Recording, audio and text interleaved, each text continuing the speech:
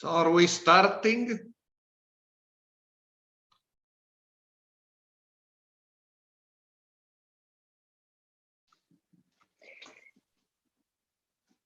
Hello, can you hear me?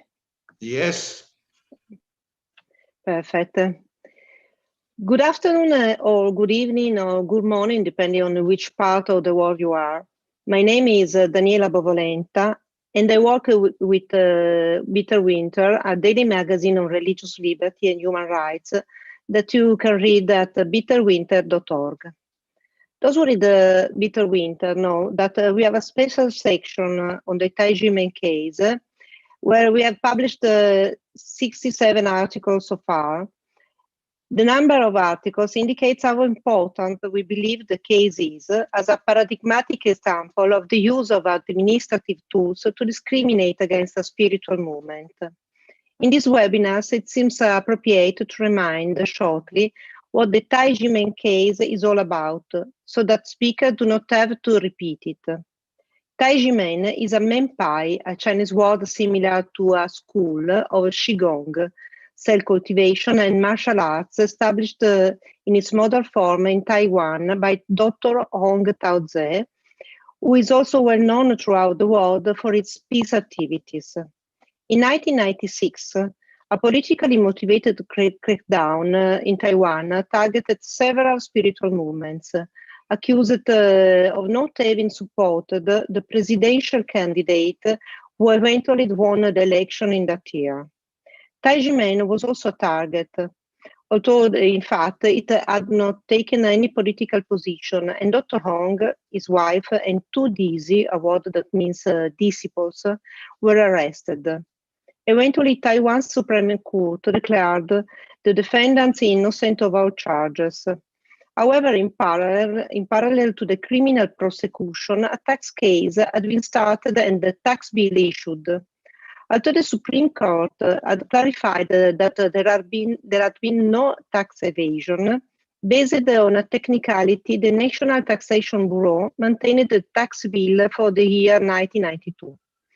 Because of this bill, in 2020, land intended for building a self-cultivation center for Tai Ji Men was seized, auctioned and unsuccessful 2 times, and then confiscated. This generated the widespread street protest in Taiwan, which continue to this day. If we look at the pictures of this protest, we see many women protesting. Although there are no precise statistics on the gender ratio, there are many women in Tai Ji Men, and they may well be the majority there. When crackdowns on religious and spiritual movements happen, invariably women are targeted. This happens for the statistical reason that there are a lot of women in these groups, but also as a symbolic meaning. Prosecutors know that women have a special role as a custodians of spirituality. In the Tai Ji Men case, Dr. Hong's wife was arrested with him, and women have suffered discrimination because of being part of the movement and police brutality during the protest. It is thus fit to remember and celebrate them on the eve of the International Day for the Elimination of Violence against Women. Interestingly, the date of this day, November 25, remembers the assassination of the 3 Mirabal sisters who protested against the authoritarian regime then ruling the Dominican Republic in 1960. Then I now will introduce a video and 3 speakers. The video is about a woman, Mrs. Wan, who peacefully protested and was arrested and mistreated. Please, the video.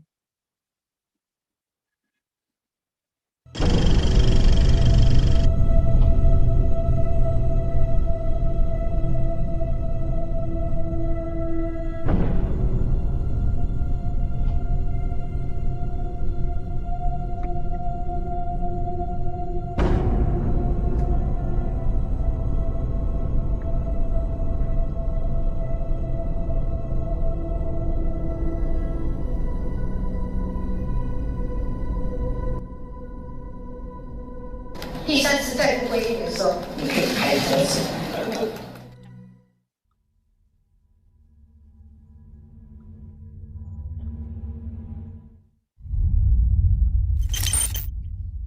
承认你不是这里的人了，对不对？你看，那也是你开车，你在处理这里事情。我不知道你到底是不是身份证那个人，我还是可以看派出所留置你。我没有要骗你，我要他。不要，你不要碰我的事哦。现在这边我们在路边，竟然有这么多，1个、2个、3个、4个、5个、6个、7个、8个、9个，有9个警察。然后现在呢？为什么？对，又一个来了。那为什么我们现在在路边，结果有这么多警察来呢？到底是为什么？我们说现在到底发生了什么事情？我们可以再近一点来。我良民，第一次被警察拦，他要检查我身份证。我们看一下他到底是拿了什么东西，然后为什么会被警察拦？我们看看他手上拿了什么东西。对。在别的地方也没有人跟我穿一样的衣服，但我会害怕。请问我侵害你的权益？我们真的害怕啊！请问我侵害了你什么权益？但我们也没有在这边，请问我们违法了吗？我们没有，真的吗？对啊，你们这么多人集结在一起。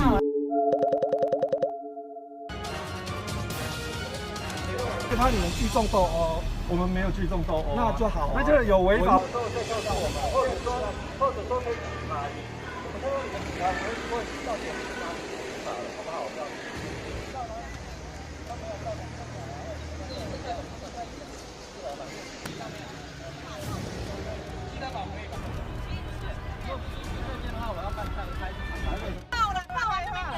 但这警察还蛮凶的。是啊，依照警察职权行使法。哦，好凶哦！我要盘查你。他要盘查，他现在要盘查志工。针对我的人脸拍照，你可以针对你们现场做拍照。小姐，你要出示证件吗？在那边录。你都没有带，拍我的那张，拍我的脸。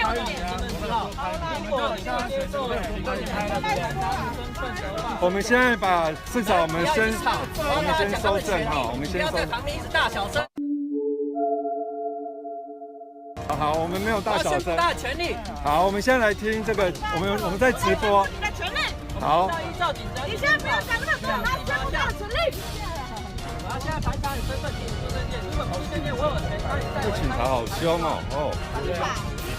我们现在依法行政，请你到旁边去。我没有。好，小姐，你要报出你的身份，还是要再跟我回去？报身份。他如果离开这里可以吗？不用报身份。我们想要问一下。要盘查身份。哦，他要盘查他的身份。你在这边要做什么？证件。现在在直播，现在在直播。证件。现在在直播。现在怎么样？你现在影响到我们的执勤了。我们没有影响啊。对啊。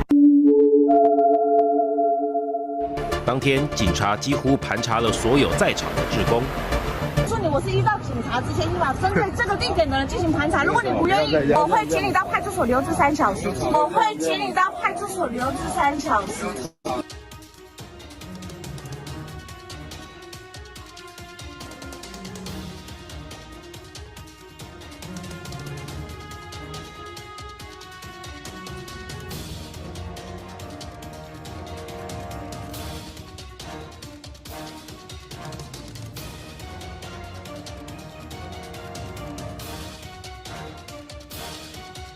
就是有告诉人啊，有告诉人对。你现在你是代表人就对了。报什么名义？什么东西？我跟你讲吗？你是按游人吗？来，我们现在在处理案件，好不好？来，你手机收起来，不要拍。什么东西？李桂芬提到的是什么？李主任提到，他要提到的是他的权利，好不好？不是，他也可以妨碍他的权利，他告妨碍秘密也可以，他告恐吓也可以，好不好？不是，我们有恐吓啊，人在哪里我们都不想。你先不用，你是简单的。对啊。对啊，要告发。什么东西？这是他的权利啊，这是他的权利。我等一下跟你做笔录，跟你罪名告知，好不好？等一下我逮捕你时候会跟你罪名告知，你不用担心。不要，好不好？配合就好了，先配合。来，现在来谁开行车过来？先带，把他带回去。那个行车。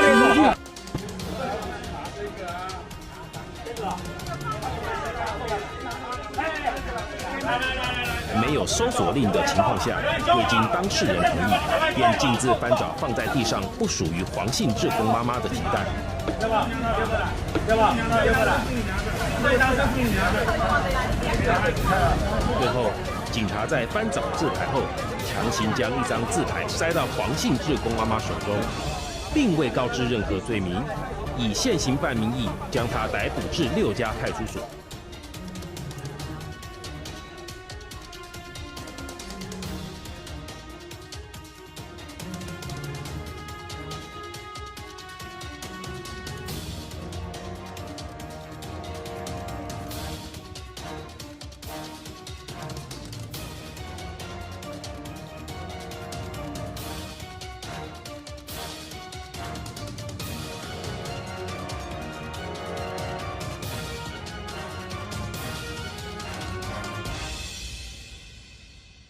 刚刚我在里面，就是他们说没有签名也没关系，就直接把我妈妈带走，而且他叫我走正门出来骗我，然后把我妈妈从侧门就带走，我根本不知道。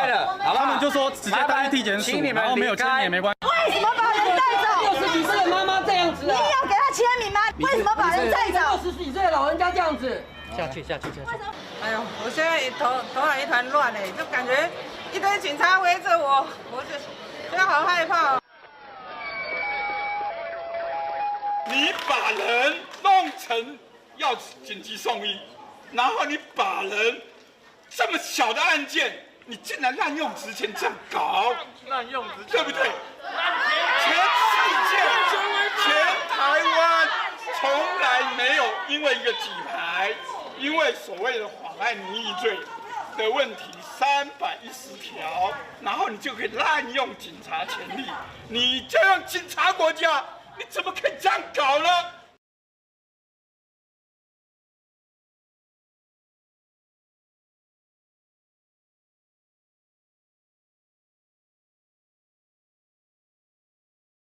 我是竹北分局长谢伯贤。对。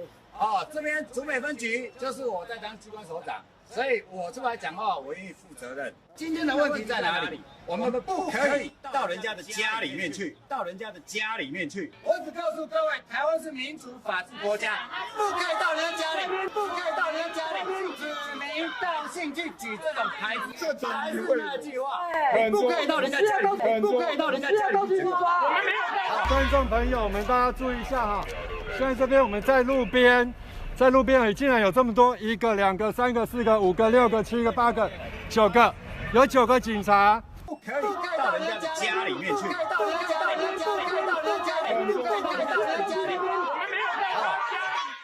防女涉案的部分，认为应该9月20日事发第2天，竹北分局分局长谢伯贤大动作召开记者会，并发布新闻稿，企图透过媒体与舆论将黄姓志工妈妈抹黑成暴民，显然违反警察行政中立的原则，严重破坏警察公正形象。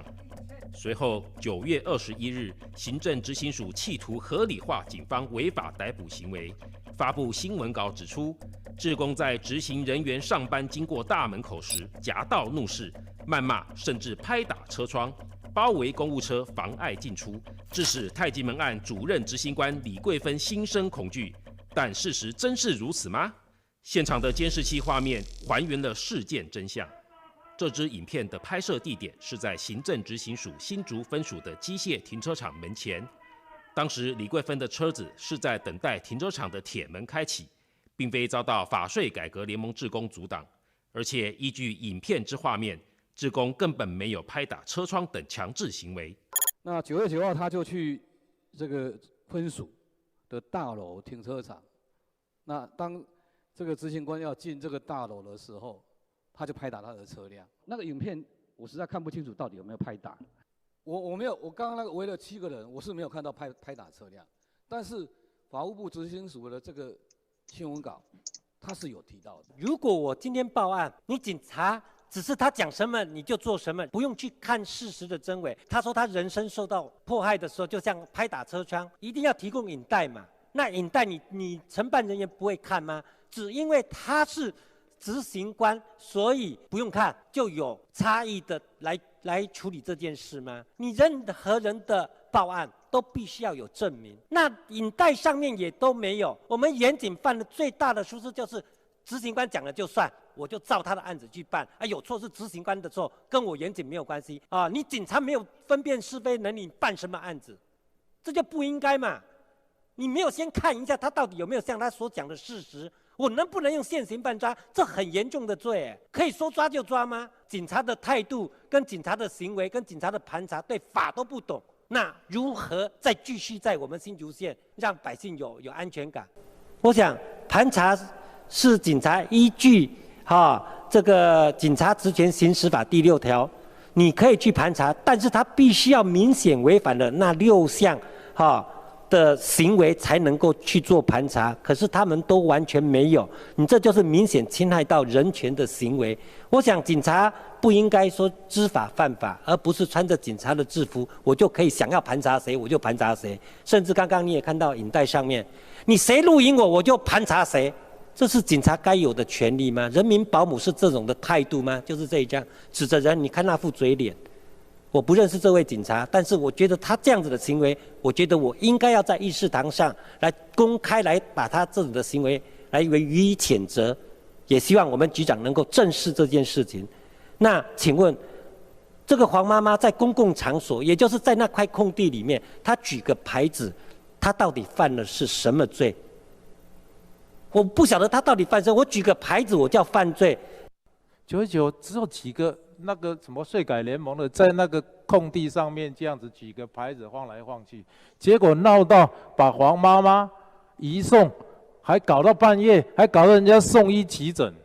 我以一个小市民来看待这个事尤其那个影片随处可看，对不对？网络上，我真的讲我看了我很难过这些人也不是带有凶器，看来也不是暴民，对不对？可是要受到这样的对待我觉得没有道理那我想请问一下，那个竹北的目前这个陈抗民众黄妈妈的事情是否已经进入司法程序的？是何时进入司法程序的？这个个案在9月19号当天经过提告以后，那当晚凌晨我们就把他送到地检署去。送到地检署就是已经进入司法程序嘛，对不对？好，那我想请教一下，这一个新闻是谁发的？上面写9月20号，新竹县警局竹北分局发的嘛？是。我现在只是问你说，这个案子已经进入司法程序了，为什么你可以？为什么不是你啦？我是说，为什么竹北分局可以发这样子的新闻稿？你说9月19进入司法程序，为什么9月20由警察来发这个新闻稿？这个是有问题的所以9月9号，在他行政执行署这一个部分，本席认为比较严重。结果你们在9月19就去找一个黄妈妈，等于是找一个替死鬼来顶罪。警方认为现行犯任何人都得以逮捕，但是在这个逮捕当中，是不是有什么其他的参考原则？因为我们也知道太多最后的案例都判说，其实这种行为，除非双方当事人在马上起诉，否则我们警察用这种方式，大部分都抗告。那个人抗告大部分都赢了，以前也判很多的例子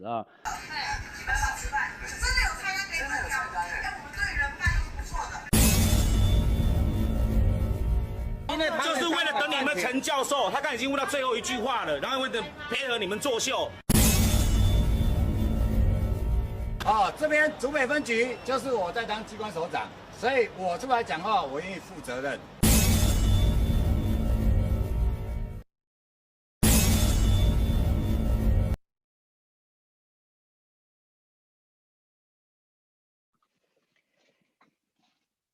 Now, the first speaker is a familiar face in our webinars, Massimo Introvigne, a sociologist, managing director of CESNUR, the Center for Studies on New Religions, and the editor-in-chief of Bitter Winter. Dr. Introvigne, the floor is yours. Thank you. I will start with a Latin quote. intercede pro devoto femineo sexo. When I was a child, prayers in the Catholic Church were still said in Latin, and these words remained in my mind. They are addressed to the Virgin Mary, the mother of Jesus, and mean intercede on behalf of the devout female sex. In fact, they are part of a very old prayer composed by French Bishop Fulbert of Chartres, who died in the year 1028, and were used in different Catholic ceremonies. I liked them with the beautiful music of Italian early Baroque composer Claudio Monteverdi. But on the other hand, as a child, I was puzzled and even a little bit annoyed by the words. I noticed there was no parallel prayer for males. Why were girls called the devout sex? Did this mean that boys were less devout or less Catholic than the girls? Well, when I grew up and studied sociology of religion, I realized that Bishop Fulbert already understood our sociology with 1,000 years of advance. Indeed, one of the main problems discussed by sociologists of religion is the so-called gender gap in religion.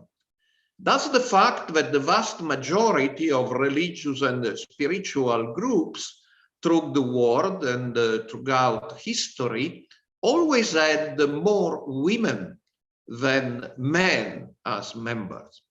Recently, that this is a universal phenomenon has been denied by quoting surveys showing that Muslim and Jewish Orthodox women go to mosques and synagogue less than men, but that's a misunderstanding.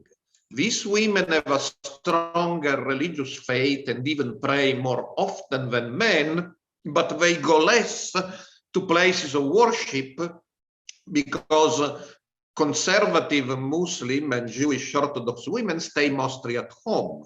So they don't go out even for going to mosque or synagogue. So indeed, this is a universal phenomenon, though there may be exceptions, but not big ones.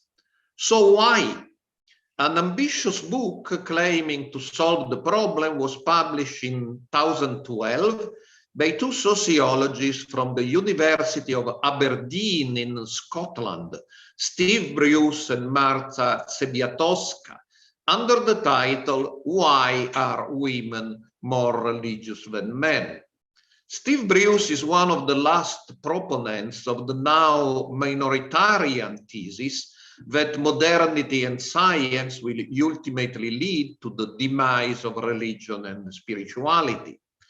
The book argued that because women spend more time at home and less in the workplace and public activities, there is a time lag in how they are affected by secularization and abandon religion, but eventually women too will abandon religion.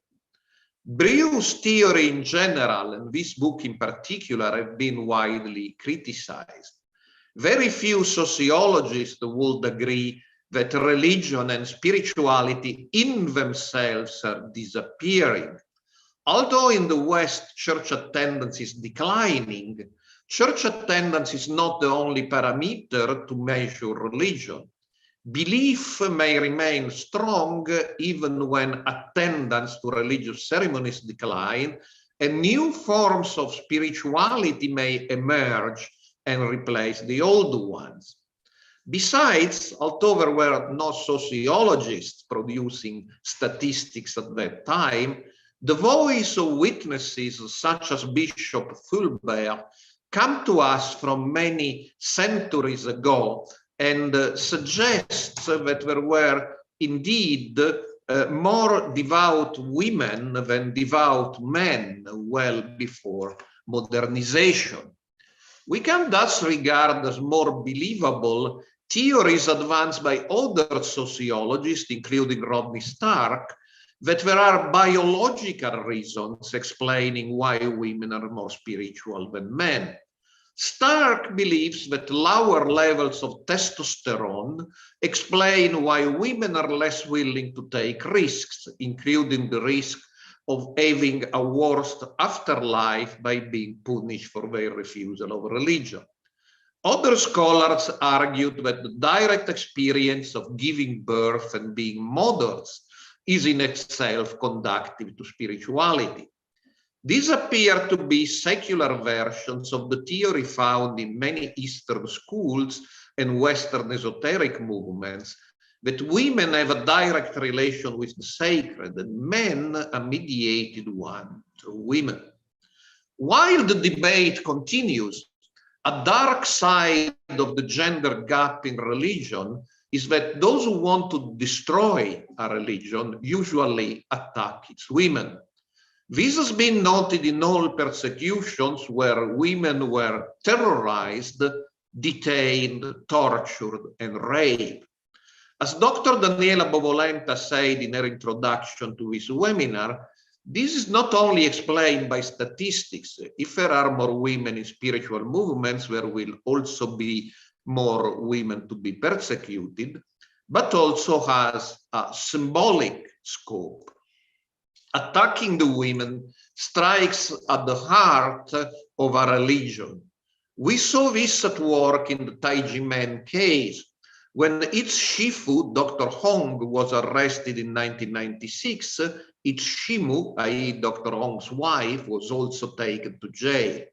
She shared both Dr. Hong's suffering and the victory when the Supreme Court in 2007 concluded that they were not guilty of any crime. During the times of slander and protest, the female Dizi continued to suffer. A paradigmatic case was the one of Miss Wang, a woman peacefully protesting who was detained and mistreated, as we have seen, on September 19, 2020. So today's celebration is an opportunity to say thank you to the women of Tai Ji Men. Thank you, brave women of Tai Ji Men. We learn a lot from you, and we hope we will be able to help you. Thank you.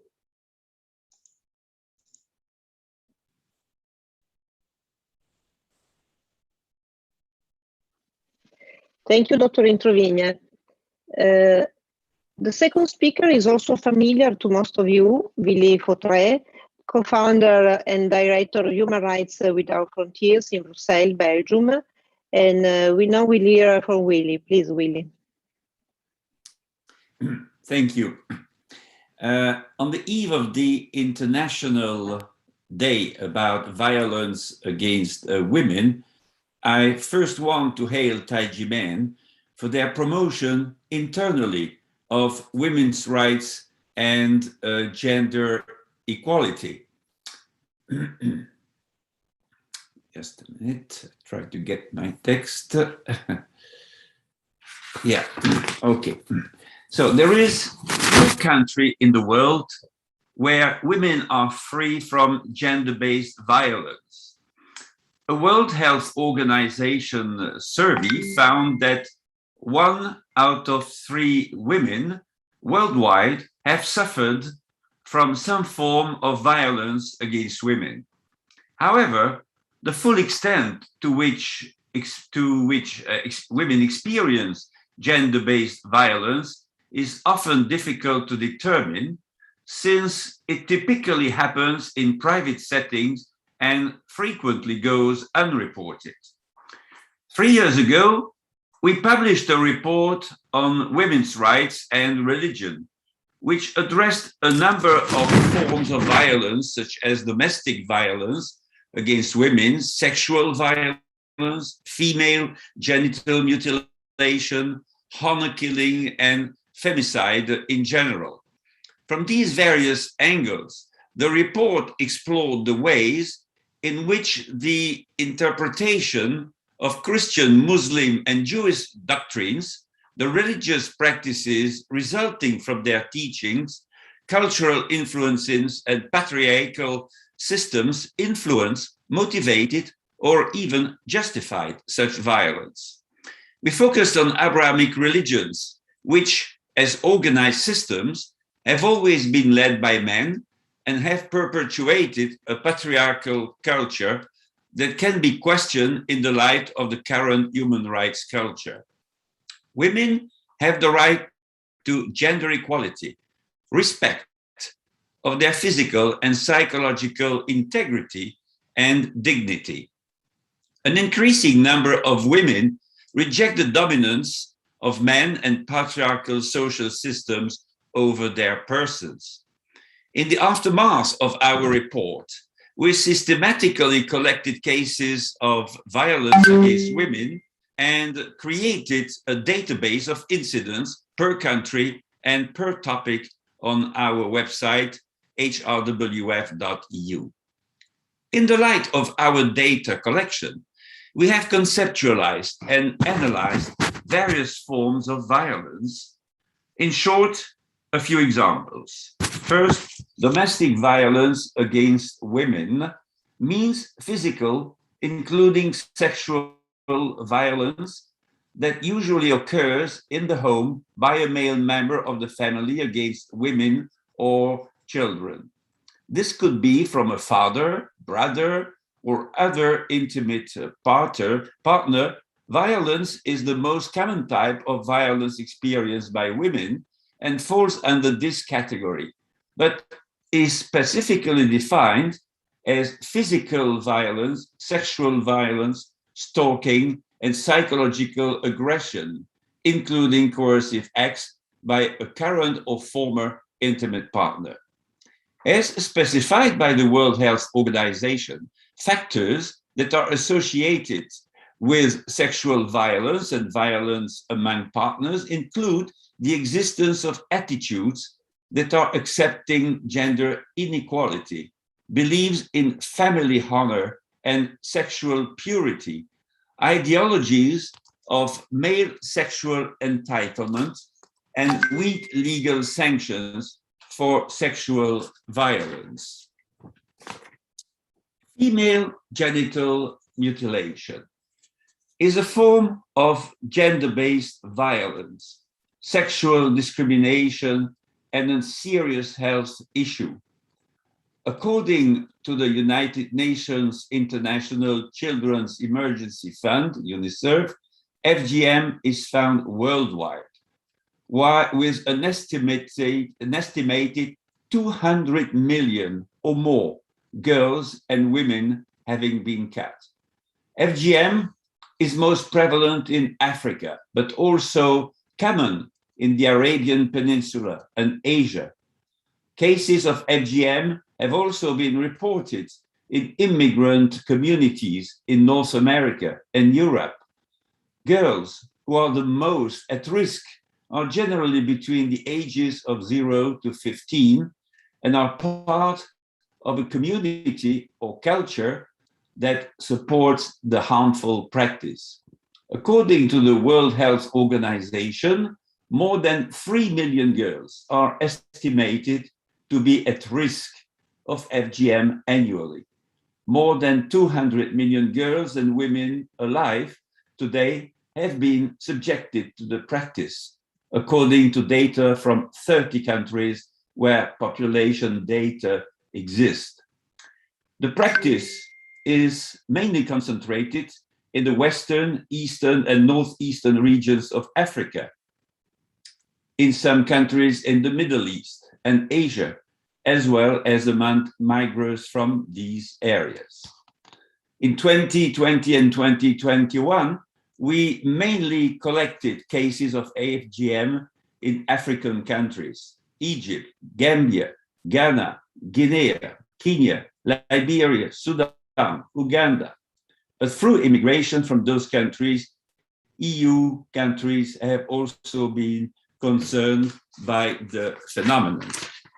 I will not read all my paper, but I will address another issue, and last issue, which is honor-based violence, which includes attempted murder, driving to suicide, rape, gang rape, torture, assault, virginity testing, kidnapping, forced marriages, forced eviction, harassment, threats, mutilation, stove burning, acid attacks, and maiming. Victims of honor-based violence are perceived by the perpetrator to have violated the social contract of how females should behave. They may have refused an arranged marriage, had a relationship outside of their group or community, lost their virginity, become pregnant, even in cases of rape, or have been engaged in some other behavior that is seen as crossing the red line. Violence is then inflicted upon the person to restore the lost honor and to control their behavior, to control their sexuality, to control their dress, to control their communications with the opposite sex or relationship. Honor killing is the most extreme form of gender-based violence. Honor killing is usually committed by the victim's family or community to restore honor upon the perpetrator or alleged perpetrator of an act that they feel has brought shame upon them. According to UN estimates, 5,000 women are victims of honor killings annually, but it is certainly very far from the reality. However, the private nature of honor killings results in underreporting. Some civil society actors estimate that there may be up to 20,000 honor killings per year globally. Although religion cannot be deemed the root cause of honor killing or violence, research indicates that there is a relationship between religion, culture, and the paramount importance placed on honor. There are cases of murder, honor, patriarchy in the Old Testament of the Bible, the Torah, the Quran, that when interpreted literally may perpetuate a culture of honor based on violence. In the UK, a recent report on honor-based abuse offenses recorded by English police forces reveals that their number has soared by 81% over the past 5 years. In conclusion, a lot remains to be done to protect women and girls from all forms of physical and psychological gender-based violence, in particular, but not only, when it is justified by religion, culture, and tradition. In the Tai Ji Men community, many Dizi are young women, and a number of them are still in search of an engagement. Defending women's rights and gender equality is a noble mission in which they can invest their time and their energy to put into practice the spiritual teachings and training they have received from Dr. Heng. Thank you for your attention. Thank you, Dr. Fautré. And the third speaker today is Thea Crudi, a Finnish-Italian spiritual singer, well known both for her artistic activities and participation in international peace events. Thea graduated with excellence both at the Conservatory of Amsterdam and at the Rossini Conservatory in Pesaro, Italy. She then went to the Indonesian Institute of the Arts in Surakarta, Indonesia, to study traditional Javanese music and dances, and spent time in India perfectioning the practice of chanting Sanskrit mantras. Thea Crudi, the floor is yours.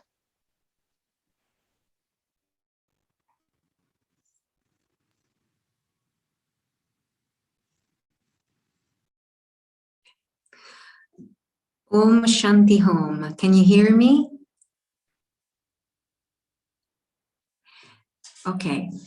It's a big pleasure for me to be here, connected with all of you for this important event where we support peace and we want to enhance the sensibility of each human being in the importance to be respectful on others, and respectful especially on the figure of women, because women have a great treasure to offer to the world.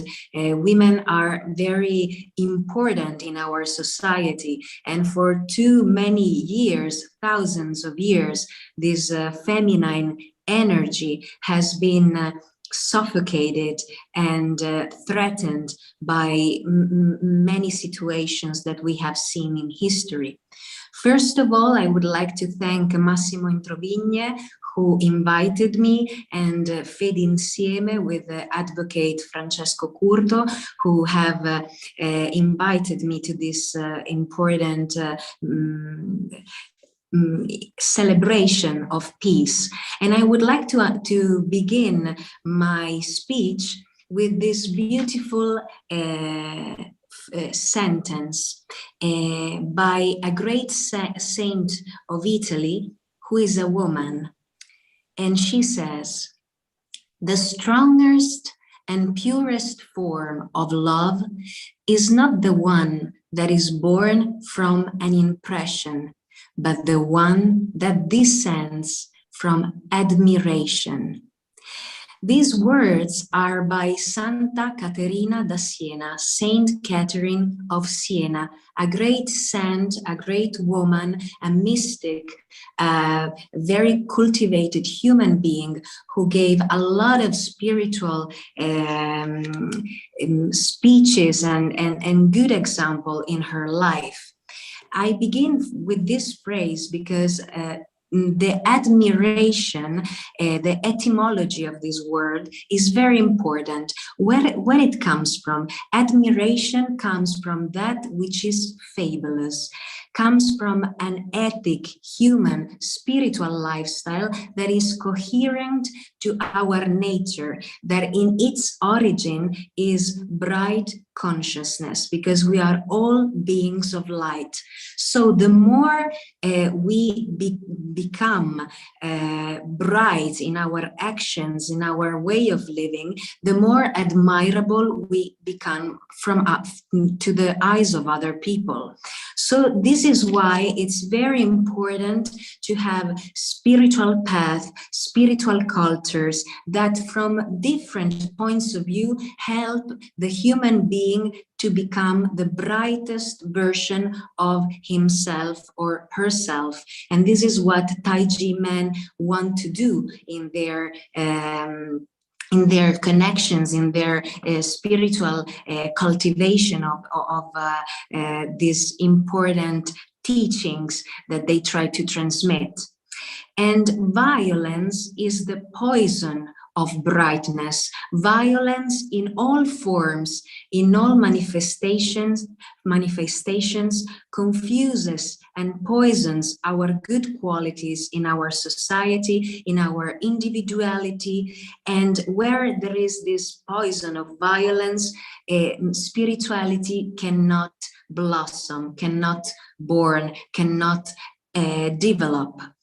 And it's very interesting that the aim of spiritual paths and spiritual cultures is to make understand that the spiritual nature of each living being is light, is that we are pure consciousness, and blossoming this important awareness in our heart, in our mind, in our lifestyles, make us understand also the big problem of the objectification of bodies, of humans, and especially of women. And this is why also, if we develop an important, a profound sense of consciousness, we also help each other to avoid this objectification of our other human beings. A woman is not only a mother, a wife, a daughter, but first of all is an individual that deserves respect as a human, as a being, a living being that is has the right to express herself in the way that she thinks is the best for her to express herself. So what this spiritual lifestyle wants to help us to develop, there are, among others, many emotions and also important virtues that spiritual lifestyle wants us to develop, which are inclusiveness, integration, compassion, a whole realm of virtues and emotions that are connected to a holistic point of view of individuality and of the collective. And why for women, especially for women, is more easy, it's easier to develop this kind of emotions in their heart, in their mind.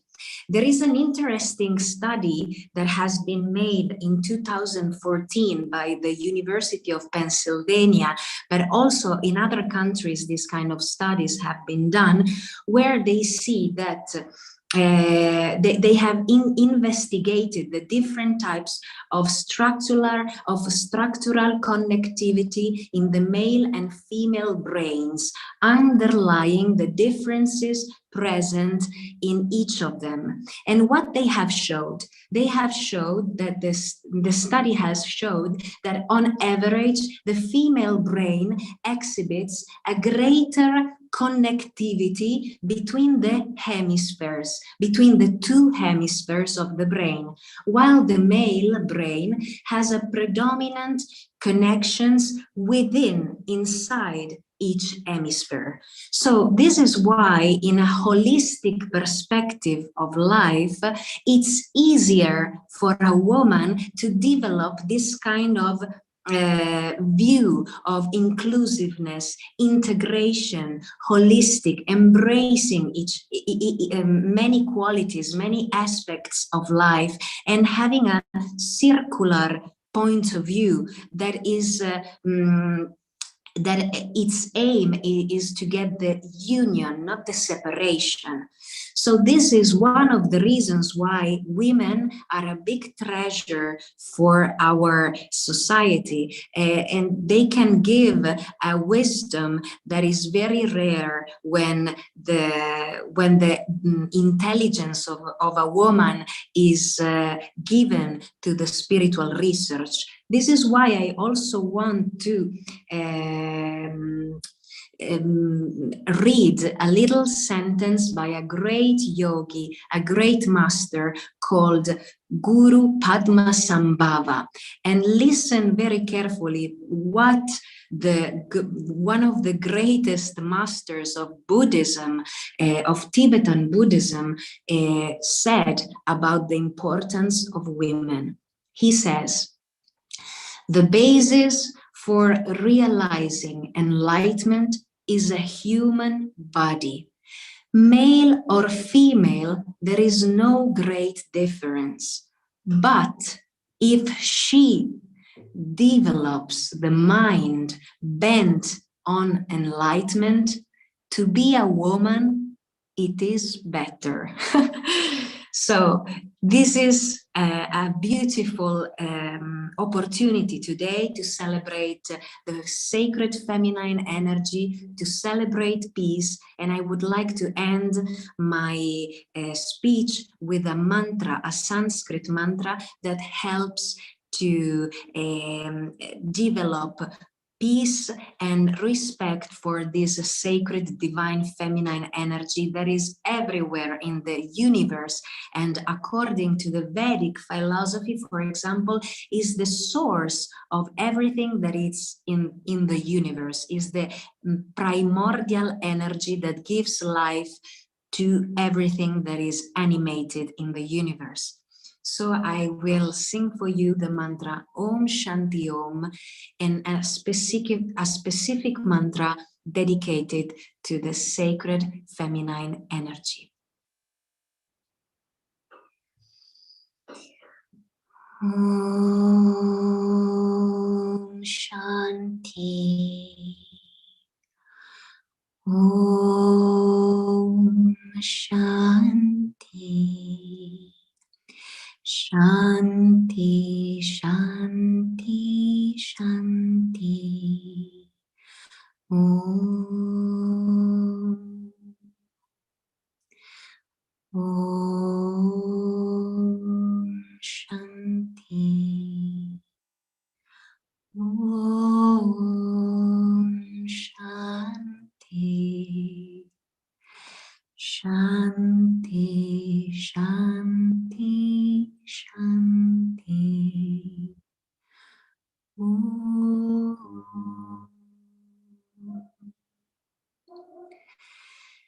Sarva Mangala Mangalye Shive Sarvartha Sadike Sharanye Triambake Gauri Narayani Namostute Sarva Mangala Mangalye Shive Sarvartha Sadike Sharanye Triambake Gauri Narayani Namostute Narayani Narayani Narayani Namostute Narayani Narayani Narayani Namostute Sarva Mangala Mangalye Shive Sarvartha Sadike Sharanye Triambake Gauri Narayani Namostute. Om Shanti, Shanti, Shanti.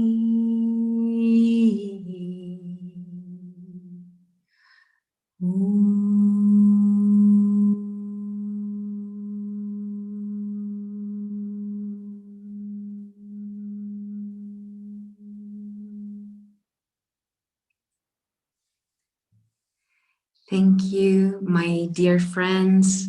Thank you to Massimo Introvigne. Thank you to each of the speakers that are giving their best today.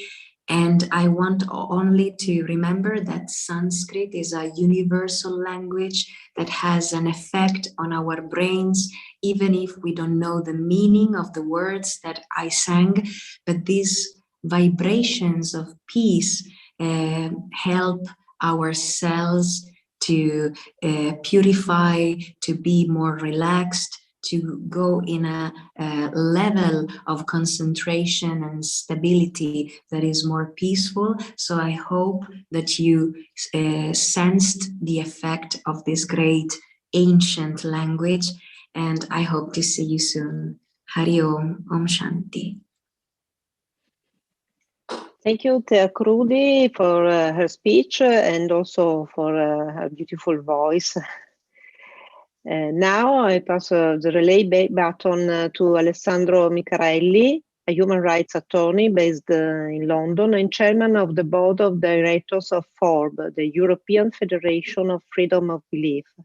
He will guide us through the second part of this webinar. Thank you. Hello, everyone. Good afternoon, good evening, and good morning. As usual, as we always say. Thank you, Daniela. Nice to see everyone today.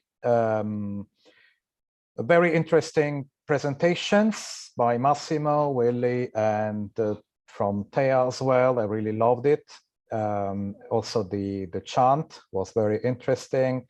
And as we celebrate, let's say, as we give the start to the celebration for the International Day for the Elimination of Violence Against Women, which is going to last until the 10th of December, with the culmination of the Day of Human Rights celebrated by the United Nations. Of course, we do say that we must stop violence against women, but as some of the previous speakers did, we need also to acknowledge the role of women in the society. And we can drag this consideration into the Tai Ji Men case as well, as we know that women were mostly victims of violence in the Tai Ji Men case, and likewise, women from Tai Ji Men were and are fighting for justice in the Tai Ji Men case. So while we say we must stop violence, we need also to acknowledge the role of women also in the Tai Ji Men case and all that you are doing. I'm now introducing a second video that we have today, made by Professor Kenneth Jacobsen, who was a speaker in previous webinars on the Tai Ji Men case. So if we can please launch the video. And thank you for inviting me to this panel. And Marco, thank you for your remarks. And I'd like to follow up on those remarks. You know, we said in our United States Supreme Court 200 years ago that the power to tax is the power to destroy. And we value, as I know all of you do, we value in the United States our religious freedom. It's ingrained in our Constitution.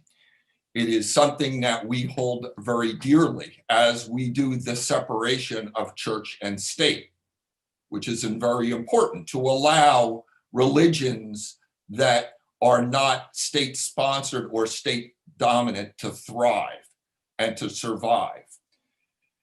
And we do not like our tax authority in the United States. No one likes the Internal Revenue Service in the United States. But, and this is a big but, there's control, there is regulation, there is supervision, there is oversight. There are limits to which the Internal Revenue Service can go in the United States, and they will be restricted from abuses by our courts, by our legislature, and by the people rising up. What happened and what is continuing to happen to Tai Ji Men, in my experience, is absolutely unprecedented.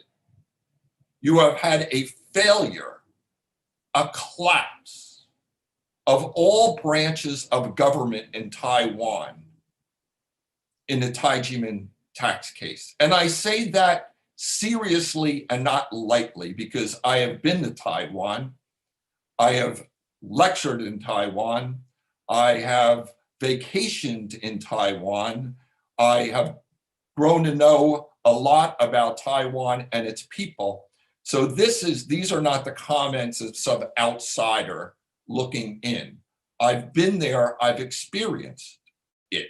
I have spoken to the Legislative UN. I've spoken to the Control UN. And let's look at what happened and the failure of government here. The Control UN, which I just mentioned. In 2002, they issue rulings about the abuse by the prosecutor in this case. In 2009, they cite violations by the National Tax Bureau. In 2005, they cite the Tai Ji Men tax case as among one of the most egregious human rights violations in Taiwan. And yet, the National Tax Bureau continues. Let's look at the Executive UN. at the direction of the presidential office, the Executive UN convened the Intergovernmental Agency Group to try and resolve, as they should, the issue of Tai Ji Men. And they got together and they got the various departments, the various constitutional branches of government in Taiwan together and said, we're going to send out a survey. Let's get to the bottom of this for once and for all. We'll send out a survey. And the presidential office asked the Executive UN to do that. And the Executive UN did that. And the results came back, and the results were overwhelming. And despite the corruption by the National Tax Bureau, the results were overwhelming. And yet Tai Ji Men continues to be prosecuted and persecuted. The court system, the judicial court system, something that I hold dearly, something that I teach my students, something that I practiced for 30 years, something that I revere, the judicial system.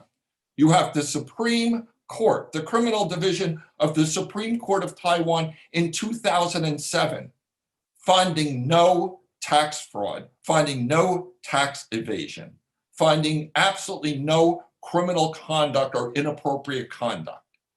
You have the High Administrative Court in 2018, finding that these contributions were gifts and not tuition for a cram school. And yet, Tai Ji Men continues to be persecuted. And finally, the Legislative UN, which has held hearings, which has written letters, which has done its own efforts as a separate branch of government to try and rein in the abuse of the tax authorities. And yet, despite the efforts of the well-meaning legislatures of the Legislative UN, Tai Ji Men continues to be persecuted. How is it that all of the branches of the constitutional government of Taiwan, every single one of them, have ruled in favor of Tai Ji Men, have supported Tai Ji Men, have concluded that the gifts to Dr. Wang were gifts and not tuition for a cram school for people to take exams, which is absurd because I have been to Tai Ji Men. I have met with the Dizi and I know what they are. I know what they are. How is it that every branch of government of Taiwan has failed in basic due process, has failed to enforce their own findings, their own conclusions? How is it that a tax authority can destroy a person and can try and destroy an organization? It is absolutely incomprehensible to me. It is the most gross deprivation of due process, the most gross violation of fairness, the most gross intrusion on religious liberty. And I would suggest it goes beyond that, because if the tax authorities can do this to an organization like Tai Ji Men, it could do it to anyone. And I believe that this is, in my experience, the most extraordinary situation of a violation of human rights in the tax and religious freedom area that I have seen. As I said in the beginning, the power to tax is the power to destroy. Let me conclude by saying I commend Tai Ji Men for not giving in. They could have paid the tax and gone on, but sometimes principle matters. Often principle matters. And they, as a matter of principle, to not give in to this abuse by the tax authorities. I commend them for that. And then one plea to the government of Taiwan, to the president of Taiwan, and to the other constitutional branches of Taiwan. And that is to fix this. As I said, and you probably saw it in the video, allowing and perpetuating an injustice is as bad as inflicting that injustice in the first place. It is never too late to do the right thing, and the government of Taiwan should do the right thing and eliminate the tax from 1992, which is just absurd considering what has happened for 1991 and the other years, and to restore the property that was unlawfully seized. Thank you very much.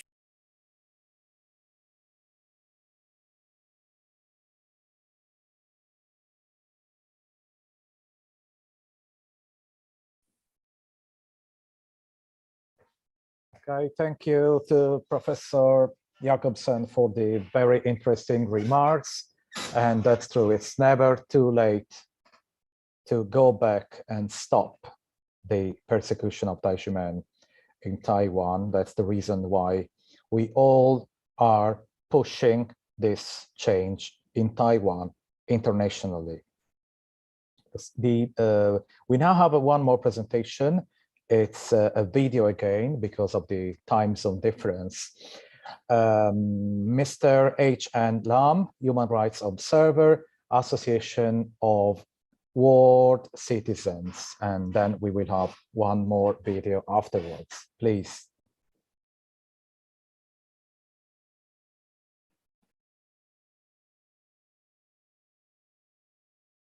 The whole world is focusing on Taiwan right now. Besides the outstanding performance in coronaries control, they are concerning the democracy development in Taiwan. Let's spend some time to explore about it. The three most important foundations for democracy are rule of law, human rights, and freedom. This is how we measure about it. I would like to review this from foreigners' point of view. The overseas groups are paying attention to Taiwan too. They are watching Tai Ji Men case. Why are they interested in Tai Ji Men case? Because it is the testing stone for rule of law, human rights, and freedom. Professor Kenneth Jacobsen of Temple University, United States, who our moderator has already introduced him, has studied Tai Ji Men tax case for years. On July 4, 2020, Professor Jacobsen published Abrogating the Rule of Law, Abuse of Power in the Tai Ji Men tax case. He wrote, "The power to tax is the power to destroy." As mentioned by the previous speakers, the illegal arrestment and detention of the 60-year-old lady by Hsinchu police few days ago. Her freedom of speech has been deprived. This is totally unacceptable by a democratic society. He picked July 4th to publish this article for a good reason. He put emphasis on the spirit of Independence Day of United States, which signifies the importance of rule of law for Taiwan's democratic system. He also commented on the government officers of Taiwan. Those officers violating the law are like the cancer cells destroying the democracy system. The well-known Hong Kong commentator, Mr. Stephen Hsu, also commented on Tai Ji Men case. Why there are so many people caring about Tai Ji Men case? He strikes right to the point that the law system of Taiwan is already outdated. Most of the democracy countries in the world are using common law. Double jeopardy is the most important part of the system. It is extremely important for rule of law. It is protecting people from being bullied by the government officers with abuse of power. This is the right system to protect people. The persecution of Tai Ji Men case for 24 years is the evidence for officers' abuse of power. When I was working for the banking sector in Hong Kong, I have assisted ICAC. I believed most Taiwanese have watched the movies. They are working in a case and need me to collect the evidence. It took more than 3 years before they charged the defendant. He had been jailed eventually. I have learnt from ICAC that the suspect has more than 1,000 charges. but they picked 2 to 3 charges with 100% hard evidence to sue. Why are they so careful? Why don't they follow the way in Taiwan to simply issue the charge anytime they want? For the 1,000 charges, you could issue the charge every day. It is the defendant's problem. But ICAC could not do it because it violates the rule of double jeopardy system. Also, it abused democracy and human rights. There is another strange phenomenon. The Stephen Hsu commented that the government officers openly spoke to the media that the judgment of the court doesn't count. But, in fact, we've all seen the evidence previously. What will happen if this happens in democracy country? As soon as the defendant reports to the judge, the warrant will be issued. Such officer will be arrested and jailed. No prosecution is required. This is the reason that nobody dared to abuse power in the true democracy country ruled by law. When NTB issued the tax bill, just like the well-known Dr. Yang Chun-Yea, he has been restricted to leave Taiwan before the case is confirmed. His wife could not understand and headed back to USA with their son and ended with divorce. She witnessed Dr. Yea's passion for serving the country but got such a result in return. And he is restricted to leave Taiwan. He is still detained in Taiwan now. The Hong Kong custom had refused to stop any person to travel because of unpaid tax more than 30 because of its violation of personal freedom. People should have freedom of assembly and speech. But we discovered when people requested to meet the government officers, people are blocked by the wall of policemen.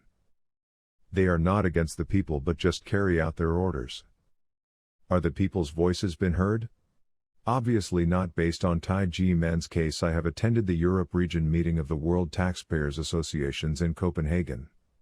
Chairman Troy Lanigan of WTA, who has joined the Canada tax reform movement since 1992. They successfully achieve a balance between government taxation and the affordability of taxpayers. When he learned about Tai Ji Men case, he shouted out loudly. Despite he is such a gentleman, he lost control and could not believe this happened today. He gathered other experts to discuss about this. In the 17th biannually general meeting of WTA in Sydney, Australia in 2019. There are more than 500 experts to participate. Tai Ji Men case and Taiwan tax issue have been seriously discussed. There is plenty of advice from these experts. We just heard about the freedom for religion in the democratic society. This is Professor Massimo. He emphasized the auction of Tai Ji Men's land as injustice. It violated taxpayers' rights and freedom of religion. The EU Human Rights Court is one of the jurisdictions to investigate those government tried to use tax system to suppress any group. The court also clearly ruled that the gift to the spiritual leaders being treated as taxable income is violation of international law. He also indicated Taiwan needs the religion freedom groups as lighthouse and alliance. If Taiwan could not rehabilitate Tai Ji Men case, it will hurt the international reputation of Taiwan.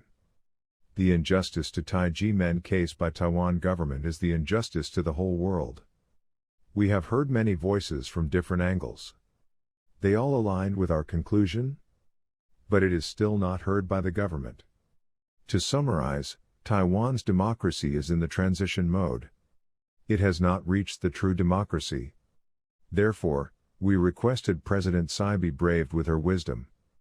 Those officers have broken the law should be punished. She needs to ensure rule of law and human rights. She will get the solid support from the world only with true democracy. If the voices are still not being heard, the fake democracy is like a piece of paper that can't wrap fire. The truth is always a truth. All these will become the black spots in the history. If she is willing to face this issue courageously, she gives hope to Taiwan democracy.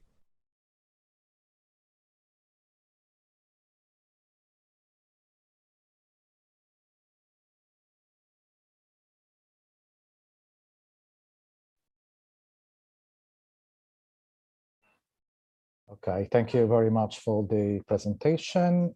We can now move on with a new video. The next speaker is Miss Heng-E Dong.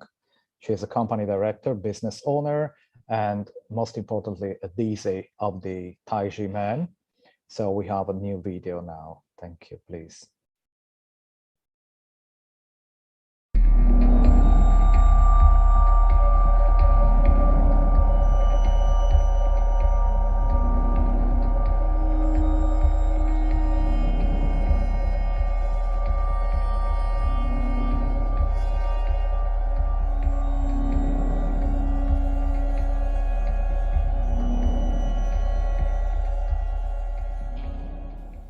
My name is Dong Heng-E. I'm 63 years old.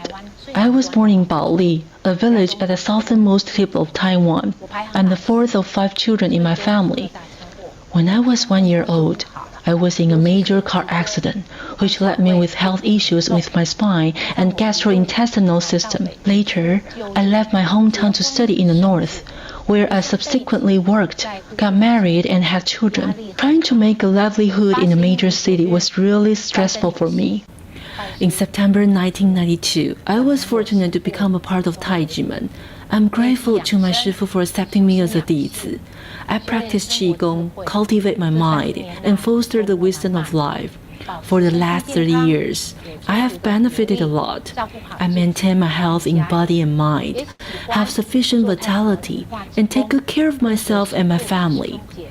I also enjoy working as a cultural volunteer with Tai Ji Men by traveling globally to promote Tai Ji Men's culture of love and peace with conscience. Tai Ji Men is a treasure house of self-cultivation. I have the courage to face and solve multiple challenges because of my spiritual belief. For me, I hope I'll never leave Tai Ji Men in life or death. Tai Ji Men is where my soul belongs. I fully believe in Shifu's ideals and see him as a father figure. Therefore, when financially able, I'll give him a red envelope periodically to express my gratitude, similar to what children would do to show respect to their parents. However, the National Taxation Bureau wrongly taxed a Menpai of martial arts and Qigong and falsely claimed my gift to my Shifu as cram school tuition. Their actions deprive me of my right to freedom of belief granted by the Constitution. In the past 25 years, I have taken the initiative to write numerous gift declarations and personally visited the National Taxation Bureau many times to express my sincerity in giving gifts to my Shifu. In December 2011, the NTB allowed the Dizi to fill out the declaration to document the nature of the red envelopes. I filled it out truthfully. The NTB issued a review decision on August 3, 2012. In this report, it claimed that half of the declaration said the red envelope was a gift, and the other half was tuition. Was my declaration correctly recognized? My doubt in the report's validity still lingered. Could it be that my declaration was misrepresented by the NTB? I was extremely worried and anxious. On December 9, 2011, the Executive Yuan convened an interministerial meeting. The first resolution stated the criminal indictment can no longer be used for taxation purpose. The second resolution stated the NTB needed to investigate the nature of the red envelope publicly. If the result of the investigation was tuition, the case would be handled in accordance with the law. And if it was a gift, the case would be dismissed. On February 19, 2012, the investigation revealed that 100% of the 7,401 declarations stated the red envelope was a gift. How could the NTB misrepresented our declaration form for its own purpose of maintaining the tax bills that issued to Tai Ji Men? How could they make up their own rule? Who gave them the right to arrogantly oppress the people? I wanted to listen to what the directors and officials had to say, and whether my declaration had been falsely interpreted as tuition. Since August 6, 2012, I had made phone calls to inquire the organizer of the Taipei National Taxation Bureau, the auditor Zhong Jiarong of the 2nd Division of Legal Affairs, and Wang Yingjuan, the head of the 2nd Division of Legal Affairs. They both had an arrogant attitude. They refused to answer how the answers on the declaration could be misread, which made me, the person who filled out the form, very helpless. On August 14, 2012, I went to the National Taxation Bureau of Taipei and managed to squeeze into the deputy director's office. As I stepped in with my right foot, the secretary immediately closed the door harshly and injured my foot. I shouted, "My foot hurts," but the security guard, the guard, and the supervisor, Mr. Zhang, continued to pull my body. What was even more ridiculous was that Mr. Xingnan were from the Department of Civil Service Ethics, and the even stronger-looking security guard arrived. The 5 men worked together to push and pull me harder. I shouted, "Don't grab my chest, I want to see the deputy." Instead of stopping, they became even more violent, causing my head to hit the wall. It caused multiple injuries to my hands and right thigh and scratches on my chest. The 5 of them did not care that I'm a woman. They grabbed my body unscrupulously, pulled me from the ground, and carried me like a pig. The back of my head hit the ground multiple times. I could only cry loudly that I wanted to see the director. The guard in blue uniform said, "If you get what you want, I'll be fired." I was disheartened. The NTB collects the people's taxes, but acts like the emperor and keeps the people out. This was the attitude of the public servant in the whole institution. I was forcibly taken to the elevator and collapsed onto the ground with mental and physical pain. An infinite amount of grievance overcame me. I was an unarmed old woman over 50 years old. To see the director, I was pushed, pulled, and yanked by the group of civil servants so harshly that I had injuries all over my body. I petitioned our case year after year, and the directors have changed one after another, but no one wants to listen to the facts. My red envelope to Shifu is a gift. Why are the illegal tax bills still there? At the time, the former director Chen Jingjian said that he would honor the investigation results. Why did Director Wu Zixing, who took office later, maintain the illegal bills? The evidence for violation is so clear that the court, the control yuan, the legislators, and the tax experts can all see it clearly. Why does the NTB insist on carrying it through and refuse to communicate with the people? I was truly devastated. I was so weak from the pain that an ambulance was sent for me and was taken to the hospital for treatment. I was treated in the emergency room, put under observation, and discharged at noon. For the next few weeks, besides the pain caused by the injury, my chest hurt when I breathed, which affected my sleep. I couldn't rest well. I couldn't even share with my family what happened. I was subject to such inhumane and rough treatment. Whenever I recall the scene on that day, I tremble all over from the fear and cry uncontrollably. I feel humiliated and angry. I couldn't sleep well and had nightmares every day. My husband heard me crying out in my sleep. "Don't touch me, I want to see the director." And I woke up crying. I'm a non-woman who is over 50 years old. All I want is to meet with the director of the NTB of Taipei. I just want to ask, if they have distorted my original intention of giving the red envelope as a gift to my Shifu, and I have to suffer such rude treatment without human rights, what is to become of Taiwan when citizens with no power are ignored? What else can I do when facing such a pompous tax official? Should I be strong and assert my human rights? Will our country protect our human rights, or will the government wait until my death to give me justice?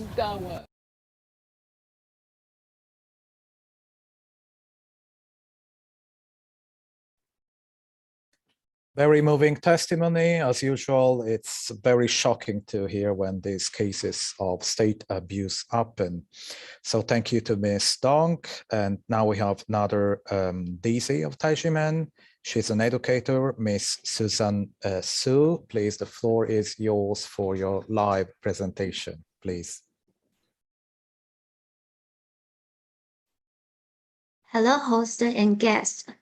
I feel privileged to be able to participate in this forum.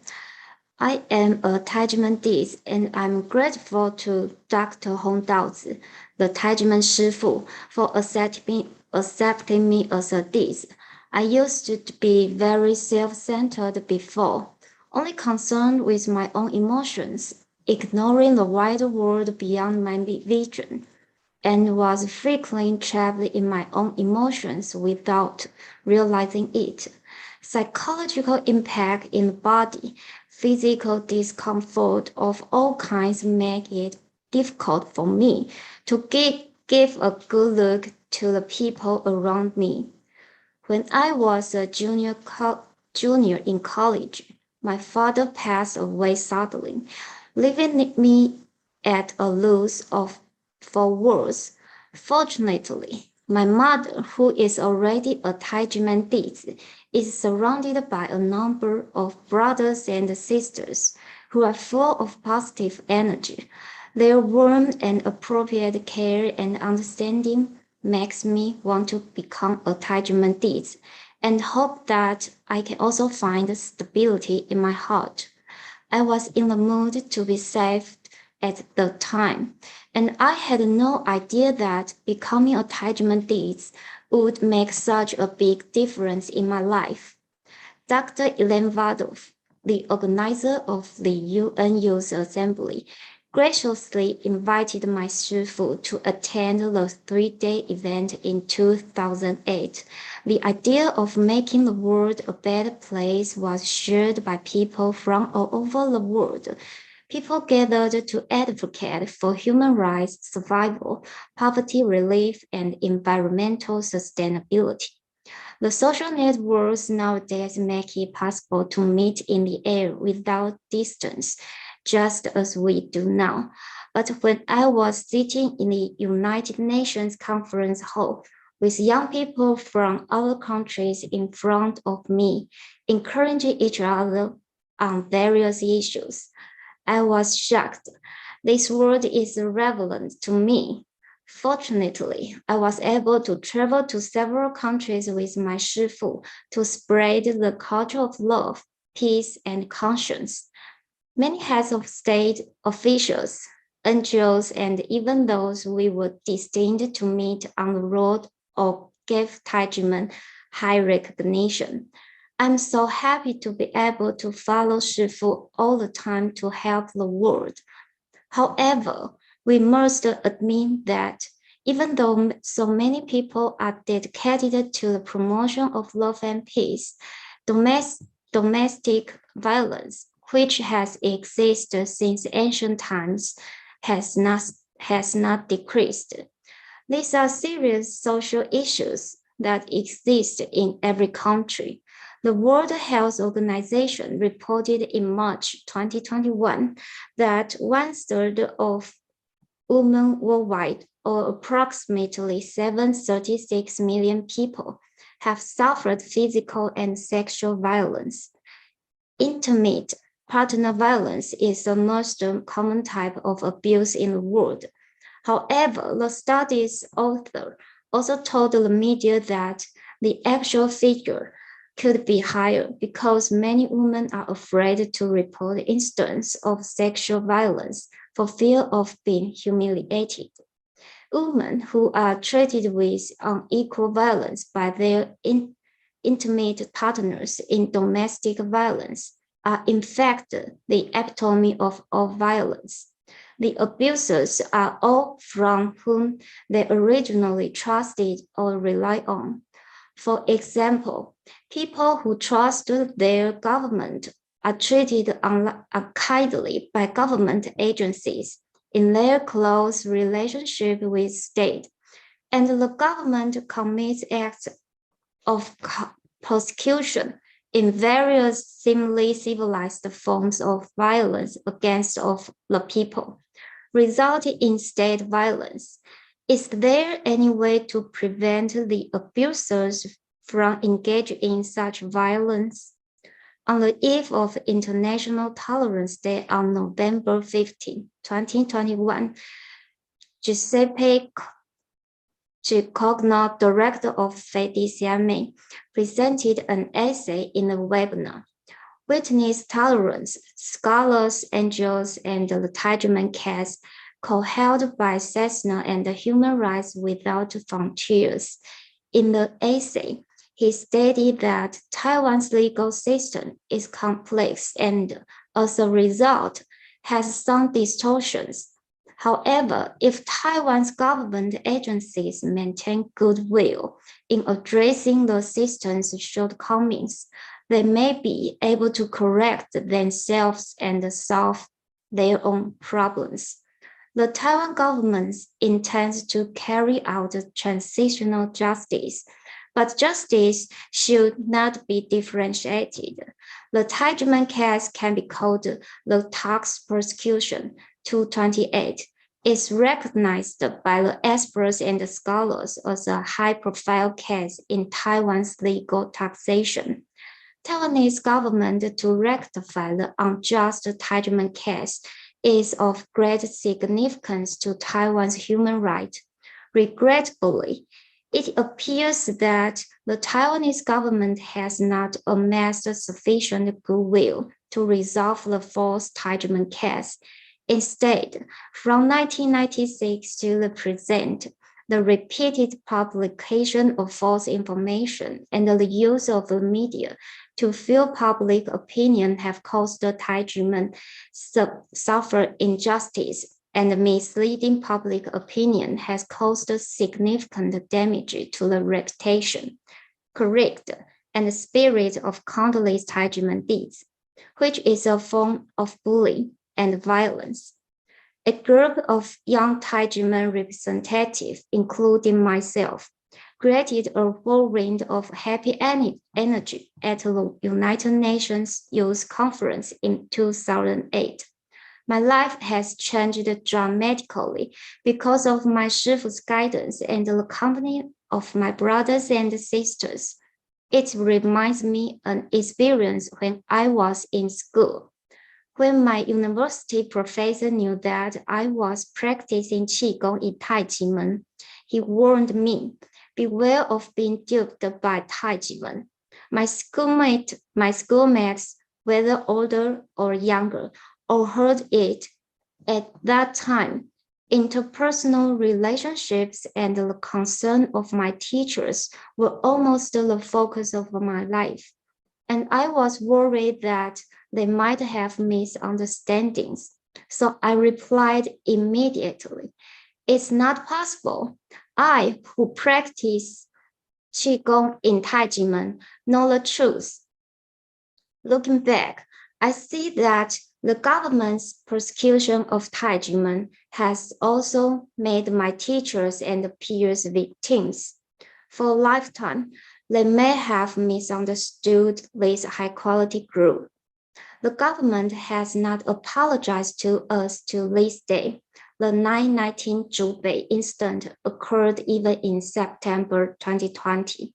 On the side of the road, an elderly mother volunteer quietly raised a placard in support of Tai Ji Men, but was illegally arrested as a criminal at random.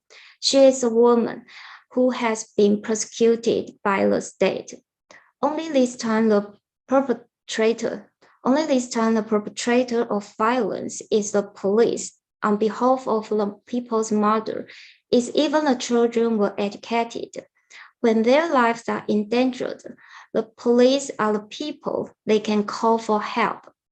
To make matters worse, even the prearranged sites of the spiritual practice site prepared by Shifu and Shimu for the dispo were forcibly auctioned off illegally and nationalized, and the government directly robbed the people's property.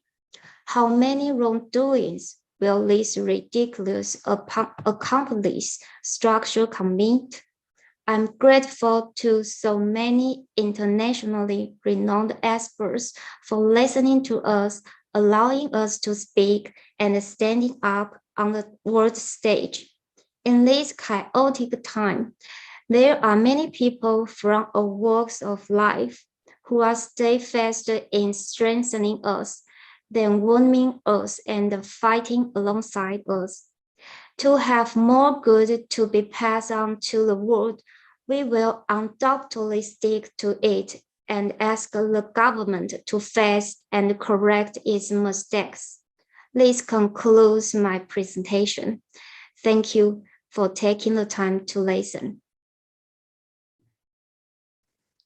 Thank you, Susan. Thank you very much for your testimony, your presentation today.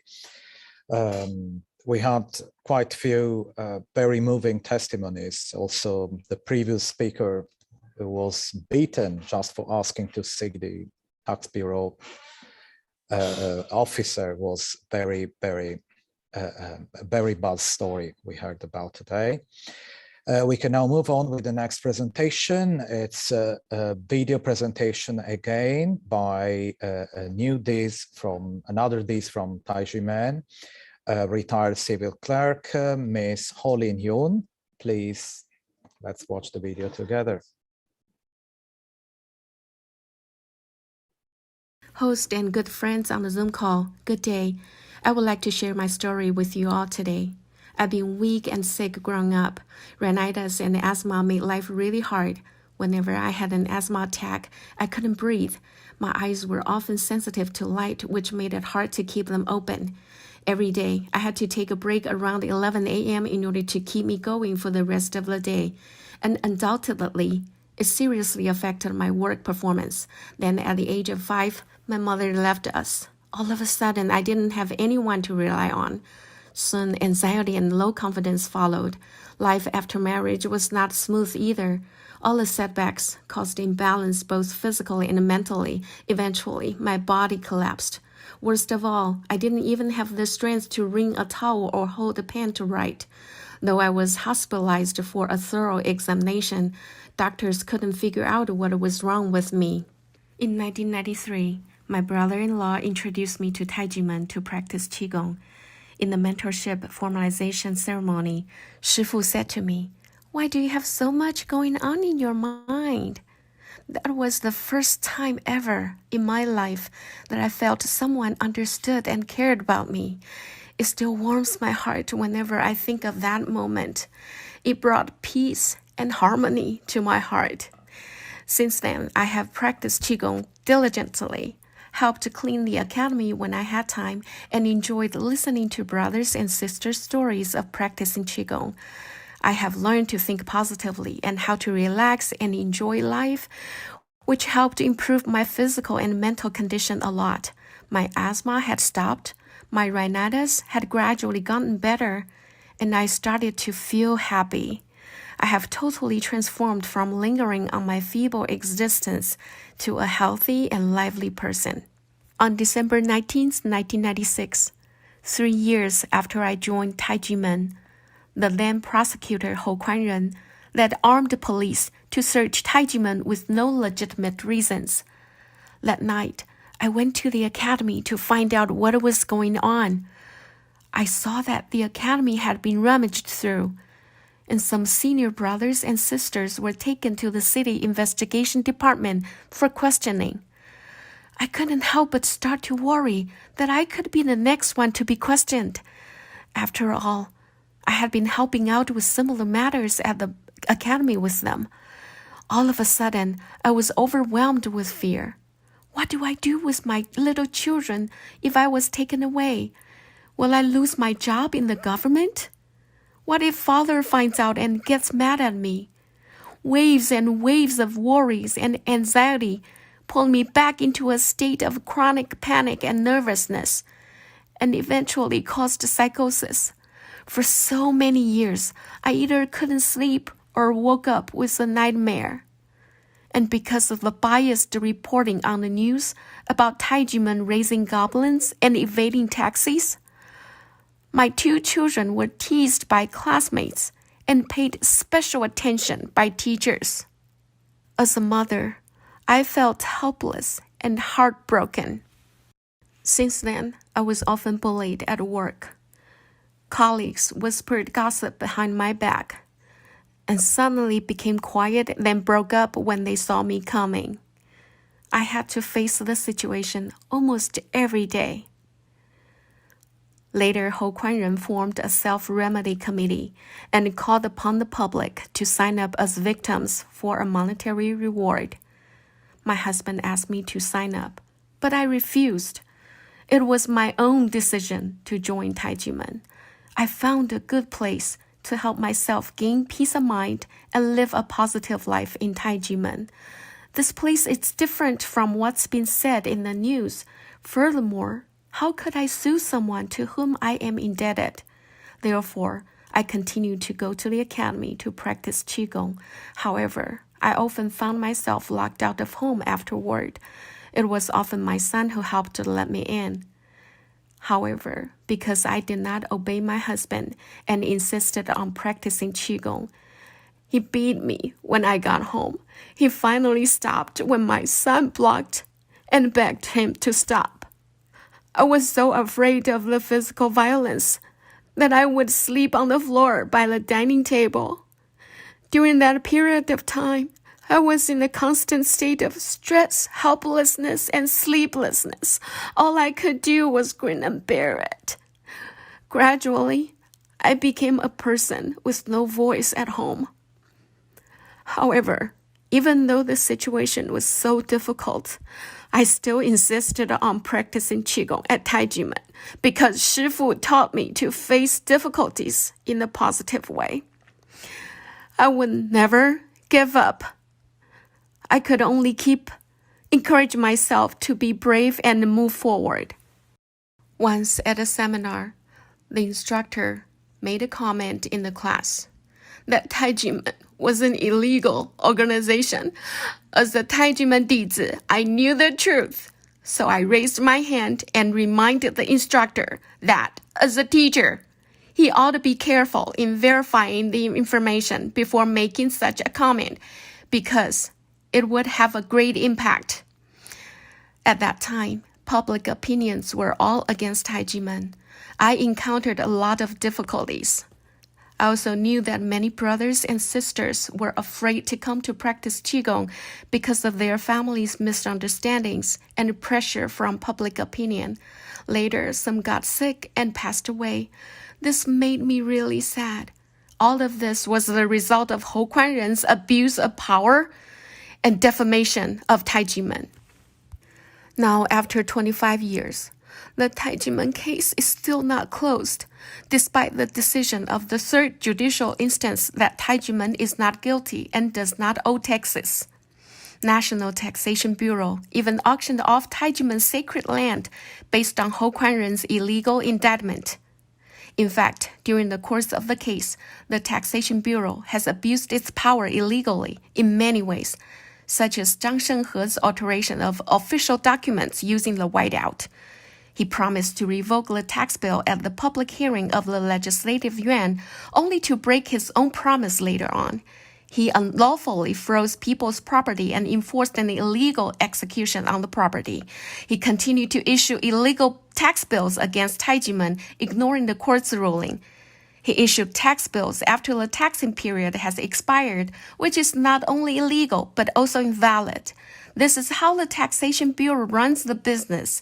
They know the law and break the law, putting civilians at their mercy. As a retired government official, I feel very shameful. Tai Ji Men case has been going on for 25 years. I hope that officials will grow a conscience and bravely admit their mistakes and right their wrongdoings. In accordance with Article 117 of the Administrative Procedure Act, the illegal tax bill for 1992 should be revoked and the sacred land returned to Tai Ji Men. As for the law-bending officials, such as Hou Kuan-ren and Zhang Shenghe, the government should take a bold step and issue severe discipline so that they will not continue to harm the people. This is what a country of democracy and rule of law should do. That's all I have to share. Thank you.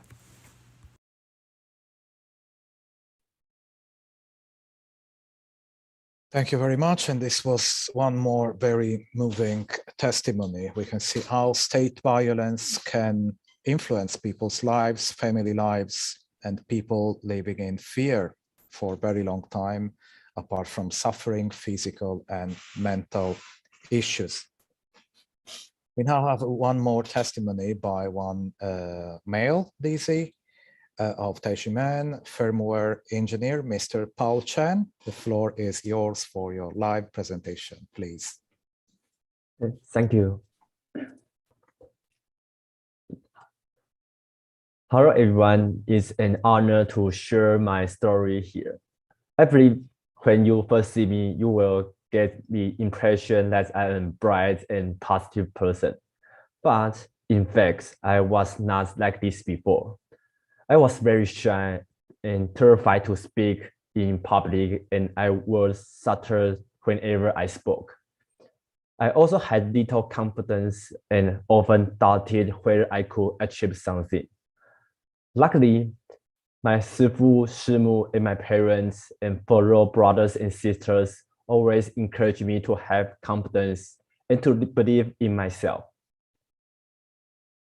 My mother was diagnosed with cancer when she was pregnant, and she insisted on giving birth of me, so that I have a chance to see this world. My family was lucky to have the opportunity to join Tai Ji Men.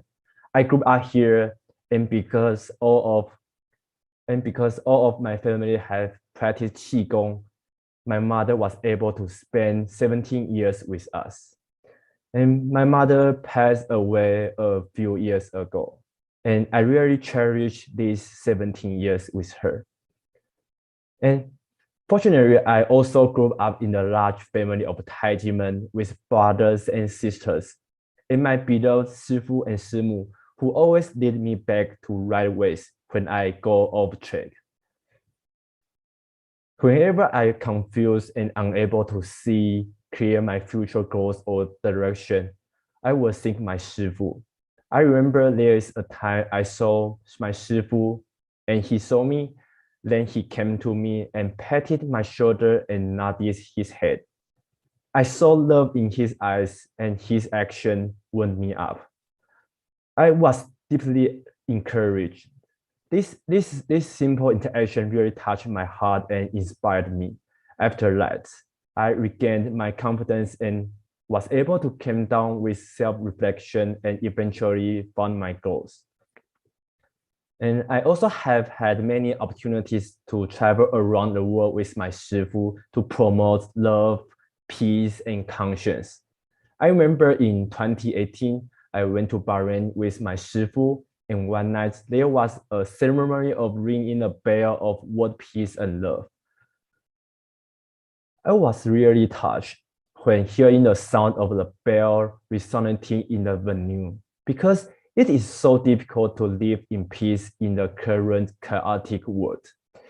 Each bell ring symbolizes human beings' desire for peace, which is also the wish deep in everyone's hearts.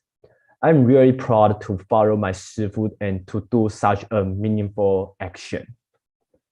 However, there is unsettled pain deep in my heart. From the time I was a baby to now I'm working. That is the fourth case of Tai Ji Men. The Tai Ji Men fourth case spanned my entire life. Every time I think of this, I feel so sad, deeply sad. Why such a wonderful place would be persecuted by the government? It was totally beyond my belief that state violence would actually happen in front of me. The Administrative Enforcement Agency unjustly and forcibly action of our sacred land for self-cultivation in 2020. I was there on that day. The land was actioned off. In fact, we were there in that hope our government will do us justice. But our land was instead taken into state ownership. And at that moment, I heard that our sacred land had been nationalized. My brain suddenly went blank, and I was complete as a loose for words. Then I hear the abandons trying to flee away from the action site, and I quickly ran to the side door with some of my brothers and sisters, hoping that the officials would give us a reasonable explanation, but we received no response. It was very heartbreaking because there was nothing I could do. Suddenly, a sense of powerlessness overcame me, and I felt like the invisible hand couldn't be gotten rid of anyhow. And I was very frustrated because I couldn't even defend my favorite place. However, my Shifu still keeps encouraging us to face every challenge in positive, active, and optimistic manners. So I made up my mind to be brave enough to speak up for what is right, rather than remain silent. There was a time when I heard Dr. Massimo, the founder of the Center for the Study of New Religions in Italy, say, if Tai Ji Men don't fight for their rights, no one will fight for them. His words really touched me because the only way to fight for one's rights is to stand up bravely. And it was also because of this that I recognized that the Tai Ji Men case shows only the tip of iceberg. There do exist much more cases of state violence, and state violence is still ongoing. The state should protect people's rights in accordance with the law. Especially, Taiwan is known as the beacon of democracy in Asia. The government should administer according to law and never abuse public power to oppress human rights.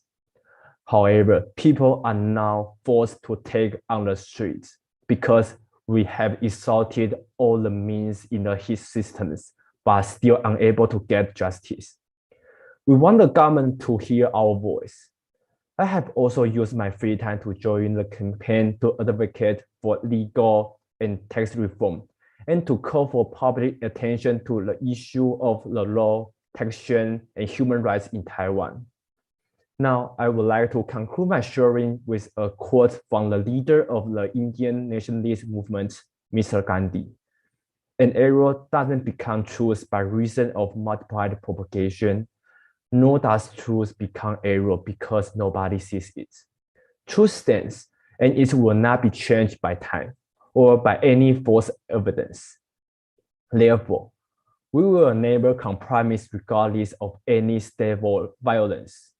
We still stand firm in our commitment to do the right things and tell the truth. I sincerely hope that our government will listen to the voices of its people, correct the mistakes as soon as possible, and put end to the violence on people. Only when the government addresses these issues can Taiwan have a better and brighter future. Thank you.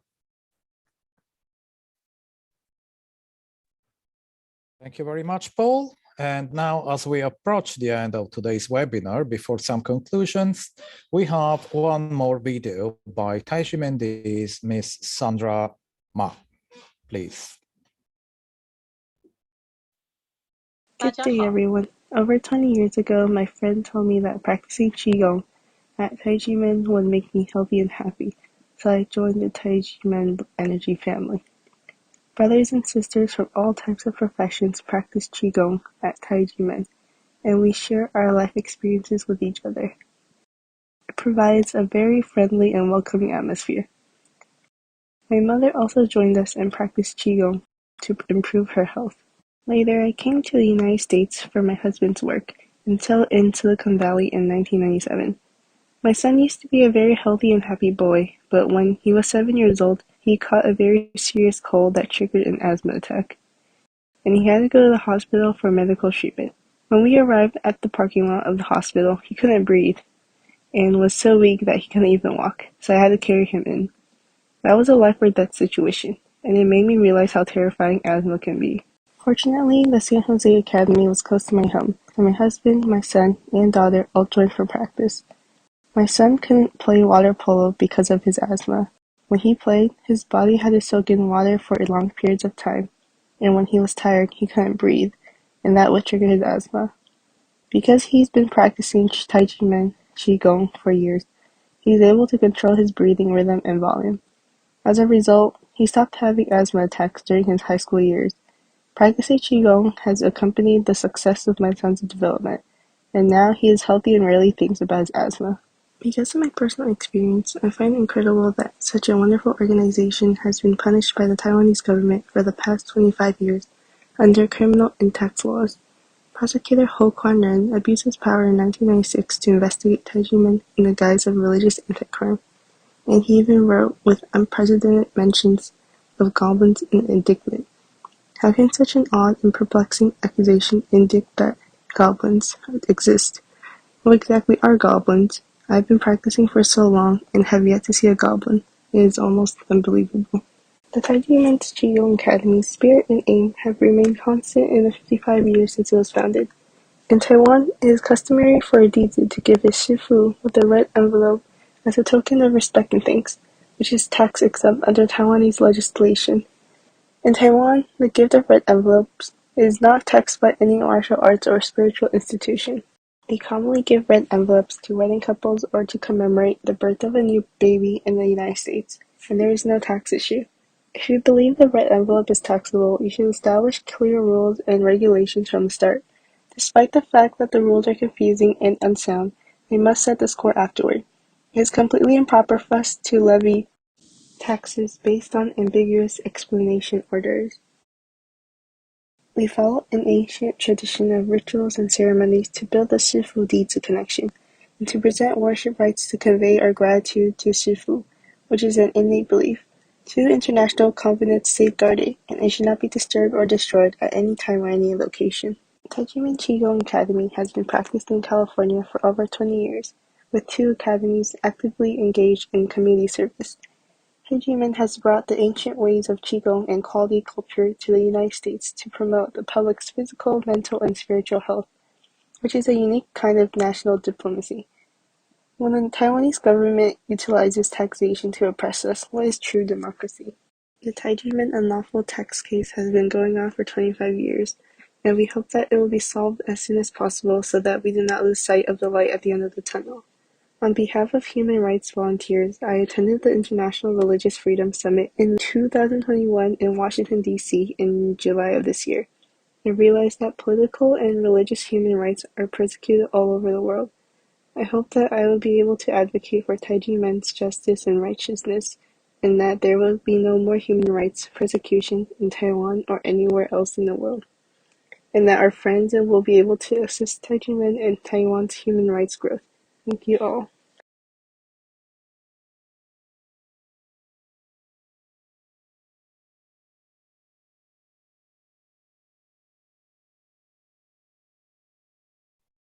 Thank you very much, Sandra.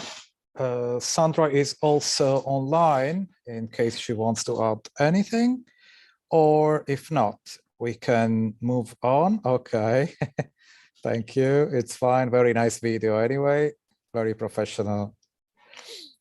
So I can now pass the floor to Marco Respinti, Director in charge of Bitter Winter magazine, for some conclusions. Marco, the floor is yours. Thank you so much, Alex. It is my pleasure today to draw some conclusion from this rich webinar on the eve of such an important day. Well, it's the eve of the eve, but celebrated worldwide at the initiative of the United Nations, the International Day of for the Elimination of Violence against Women, forthcoming on November the 25th. I will try to keep my remarks short, but scholars, guests, and testimonials today impressed me with a huge amount of really great material. So first of all, thanks to the Center for Studies on New Religions and Human Rights Without Frontiers for organizing such an important event as today's, but also for hosting a series of webinars calling us to reflect upon the staggering case of Tai Ji Men in Taiwan. I just warm up my engine for this conclusion by mentioning briefly 2 things. First of all, a French scholar who passed away a few years ago, her name was Regine Pernoud, a woman. She was a specialist in history, specifically Middle Ages, and she spent a whole career describing female genius, especially during the Middle Ages, which sometimes we think were obscure times where women were oppressed, and she just documented the opposite, but also beyond the Middle Ages, giving us so much food for the brain that we need still to digest as to female genius. And the second one, the second warming up of my engine is, I want to mention the gender side, stealing the womb of mothers, killing females' babies by millions. It has been denounced by religious and as well as secular journalists, activists, and organizations, but it is still going on, and it is a tragedy. Now to our webinar, today's webinar, testimonies. First of all, I just reverse the order of the session of our today webinar, as I often do, because I'm always touched by the direct testimonies of guests and Dizi, because they are the people who suffer this horrible persecution. We journalists, scholars, activists, at some extent just watch and describe what they instead really suffer. And their contribution is always moving because it is firsthand, it is sincere, and it is, of course, a gem for trying to advocate their case.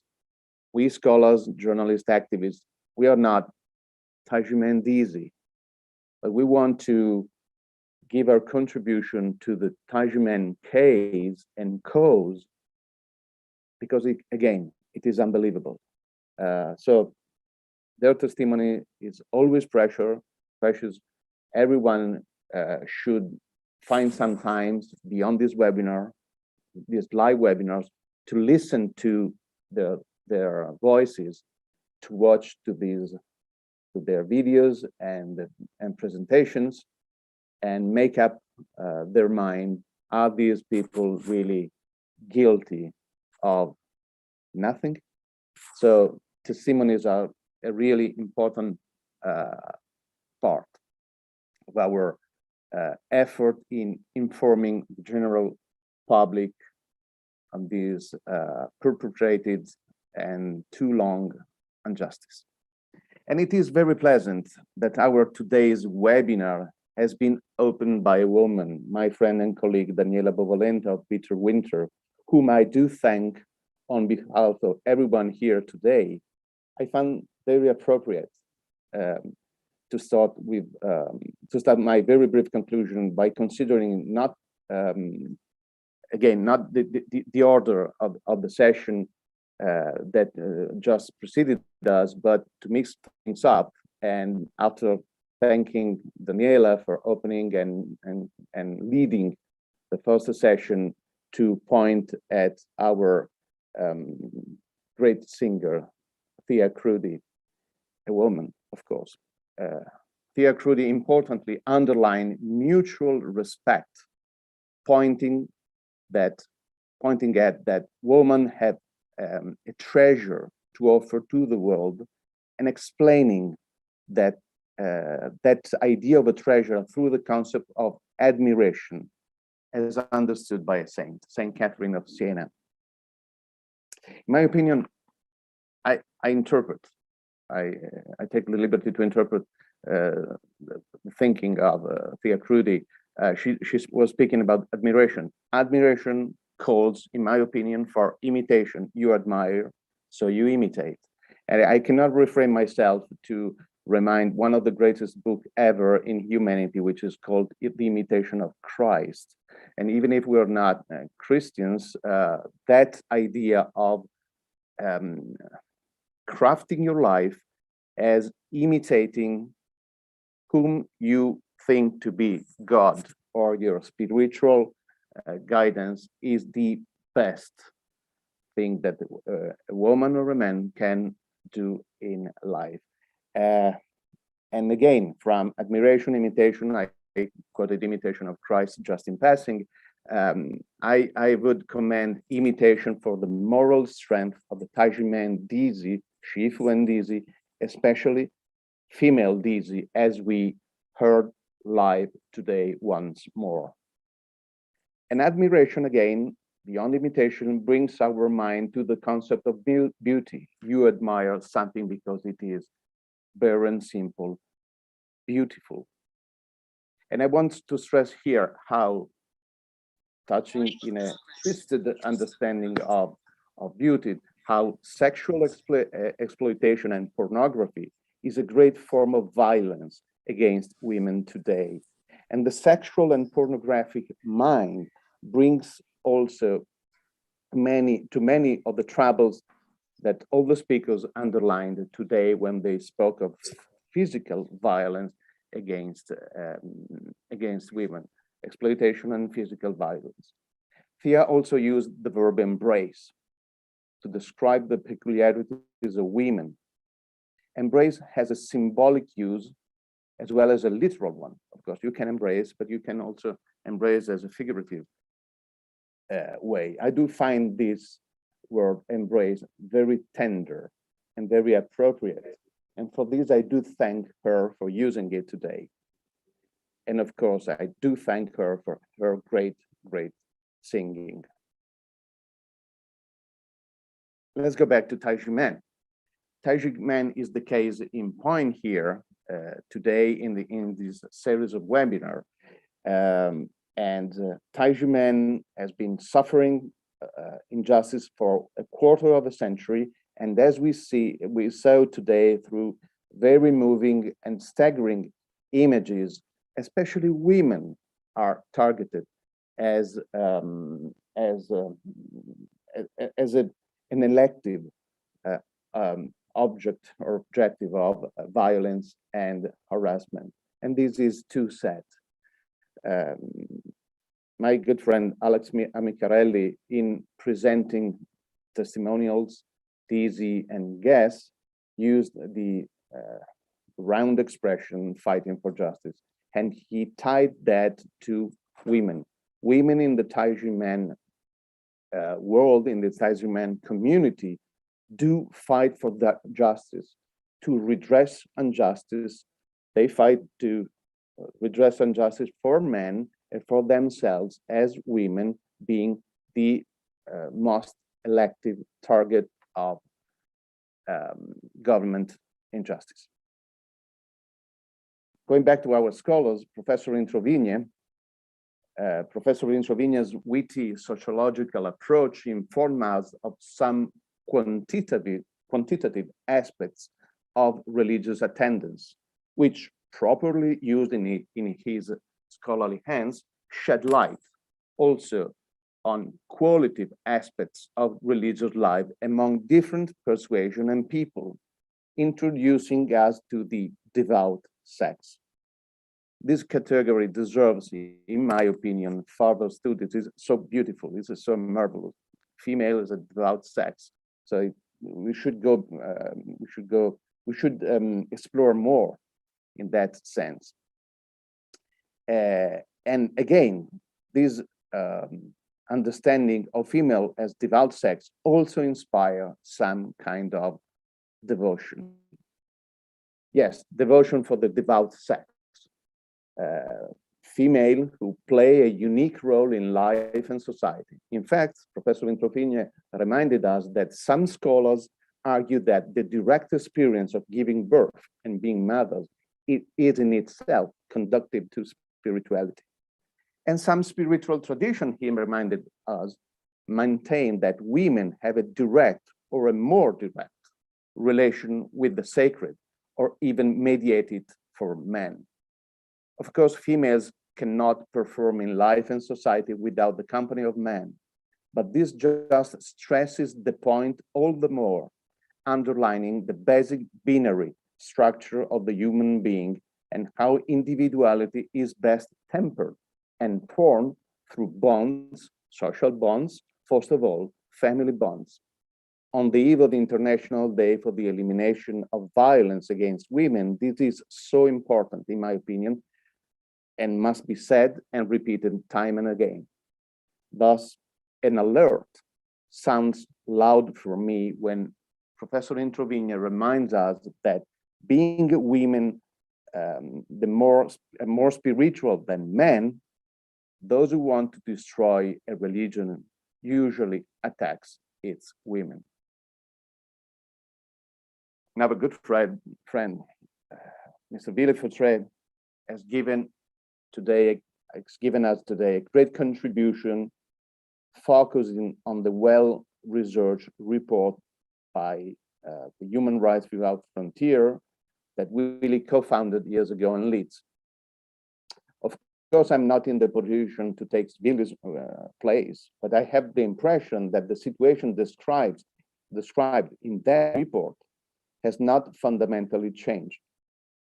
We are still at the same point with, I quote Willy directly, a number of forms of violence, such as domestic violence against women, sexual violence, female genital mutilation, honor killing, and femicide in general are still very widespread. Willy correctly pointed out that this is often or always come from interpretation, I quote him directly, interpretation of Christian, Muslim, and Jewish doctrines that lead to unacceptable practices and violence. Willy added also that these teachings plus cultural influences plus patriarchal systems influence, motivate, or even justify such violence. I am intellectually fascinated, while of course morally horrified by these brilliant remarks. I'm not a scholar of religion, but my profession as a journalist and my cultural curiosity bring me quite often in the field of religions and cultures, at least as a reader. What fascinates me here in this relationship between religious doctrines and violence, especially against women, is the measure of the orthodoxy, so to speak, of the religious doctrines implied. I mean that we need to explore how much religion per se is implied in this violence in comparison to other cultural elements. Of course, religion is a strong component of cultures, especially for religious culture. But what I am reflecting upon here is the relationship between religion as such, peculiar cultural perception of religions, and then violence. I perfectly know that this is the proper field of many academic disciplines, which I don't want to invade here. But what I would like to consider reflecting on today's topic is the difference, if extant, between religion as, so to speak, a divine initiative and religion as perceived by human beings in cultures, and then their respective relationship with violence. Of course, it is not our task for today, but someday it will perhaps be interesting to free God from charges of violence that only God's worshippers are to blame for. I again do thank all of the scholars, speakers, guests, testimonials, and Dizi. And I just want to conclude these very brief remarks with the title slogan of a famous song, which also became an anthem and that has a deep religious meaning and background in Rastafarian religion, and not only. No woman, no cry. Not all men are equal. Not all men are equal. There are also men ready to stand by your side. Thank you. And we now end our today's webinar with the final great video.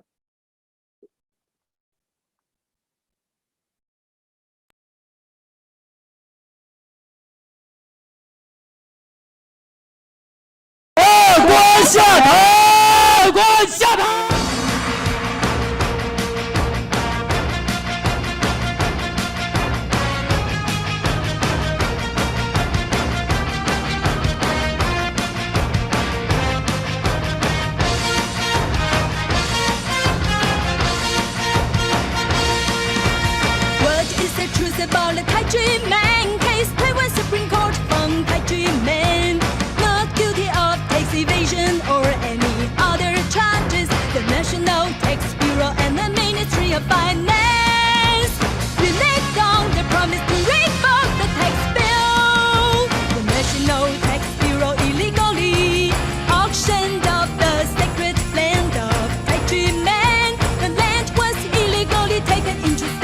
the ship. Where is the rogue government officials' conscience? Where are justice and human rights?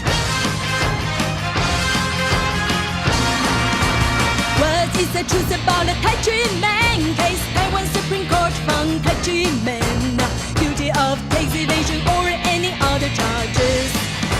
The National Tax Bureau and the Ministry of Finance reneged on their promise to reform the tax bill. The National Tax Bureau illegally auctioned off the sacred land of Tai Ji Men. The land was illegally taken into state ownership.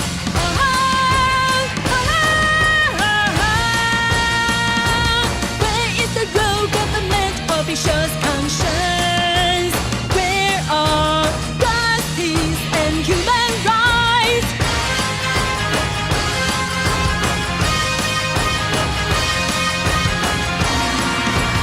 What is the truth about the Tai Ji Men case? Taiwan Supreme Court found Tai Ji Men guilty of tax evasion or any other charges.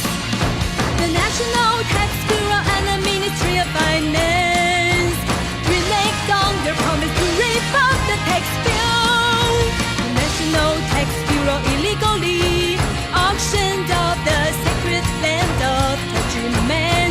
The land was illegally taken into state ownership.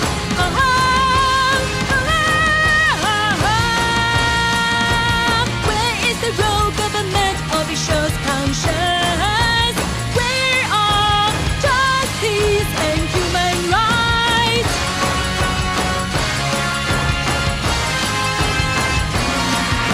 The righteous people are united with conscience to defend justice, human rights, and peace. The righteous people are united with conscience to defend justice, human rights, and peace.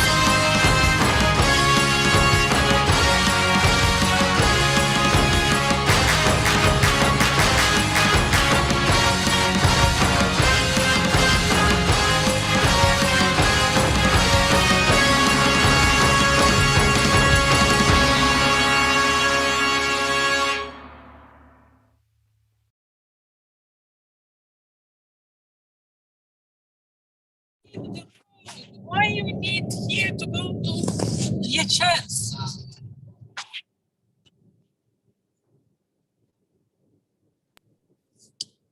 Yes. Massimo is back. No, he was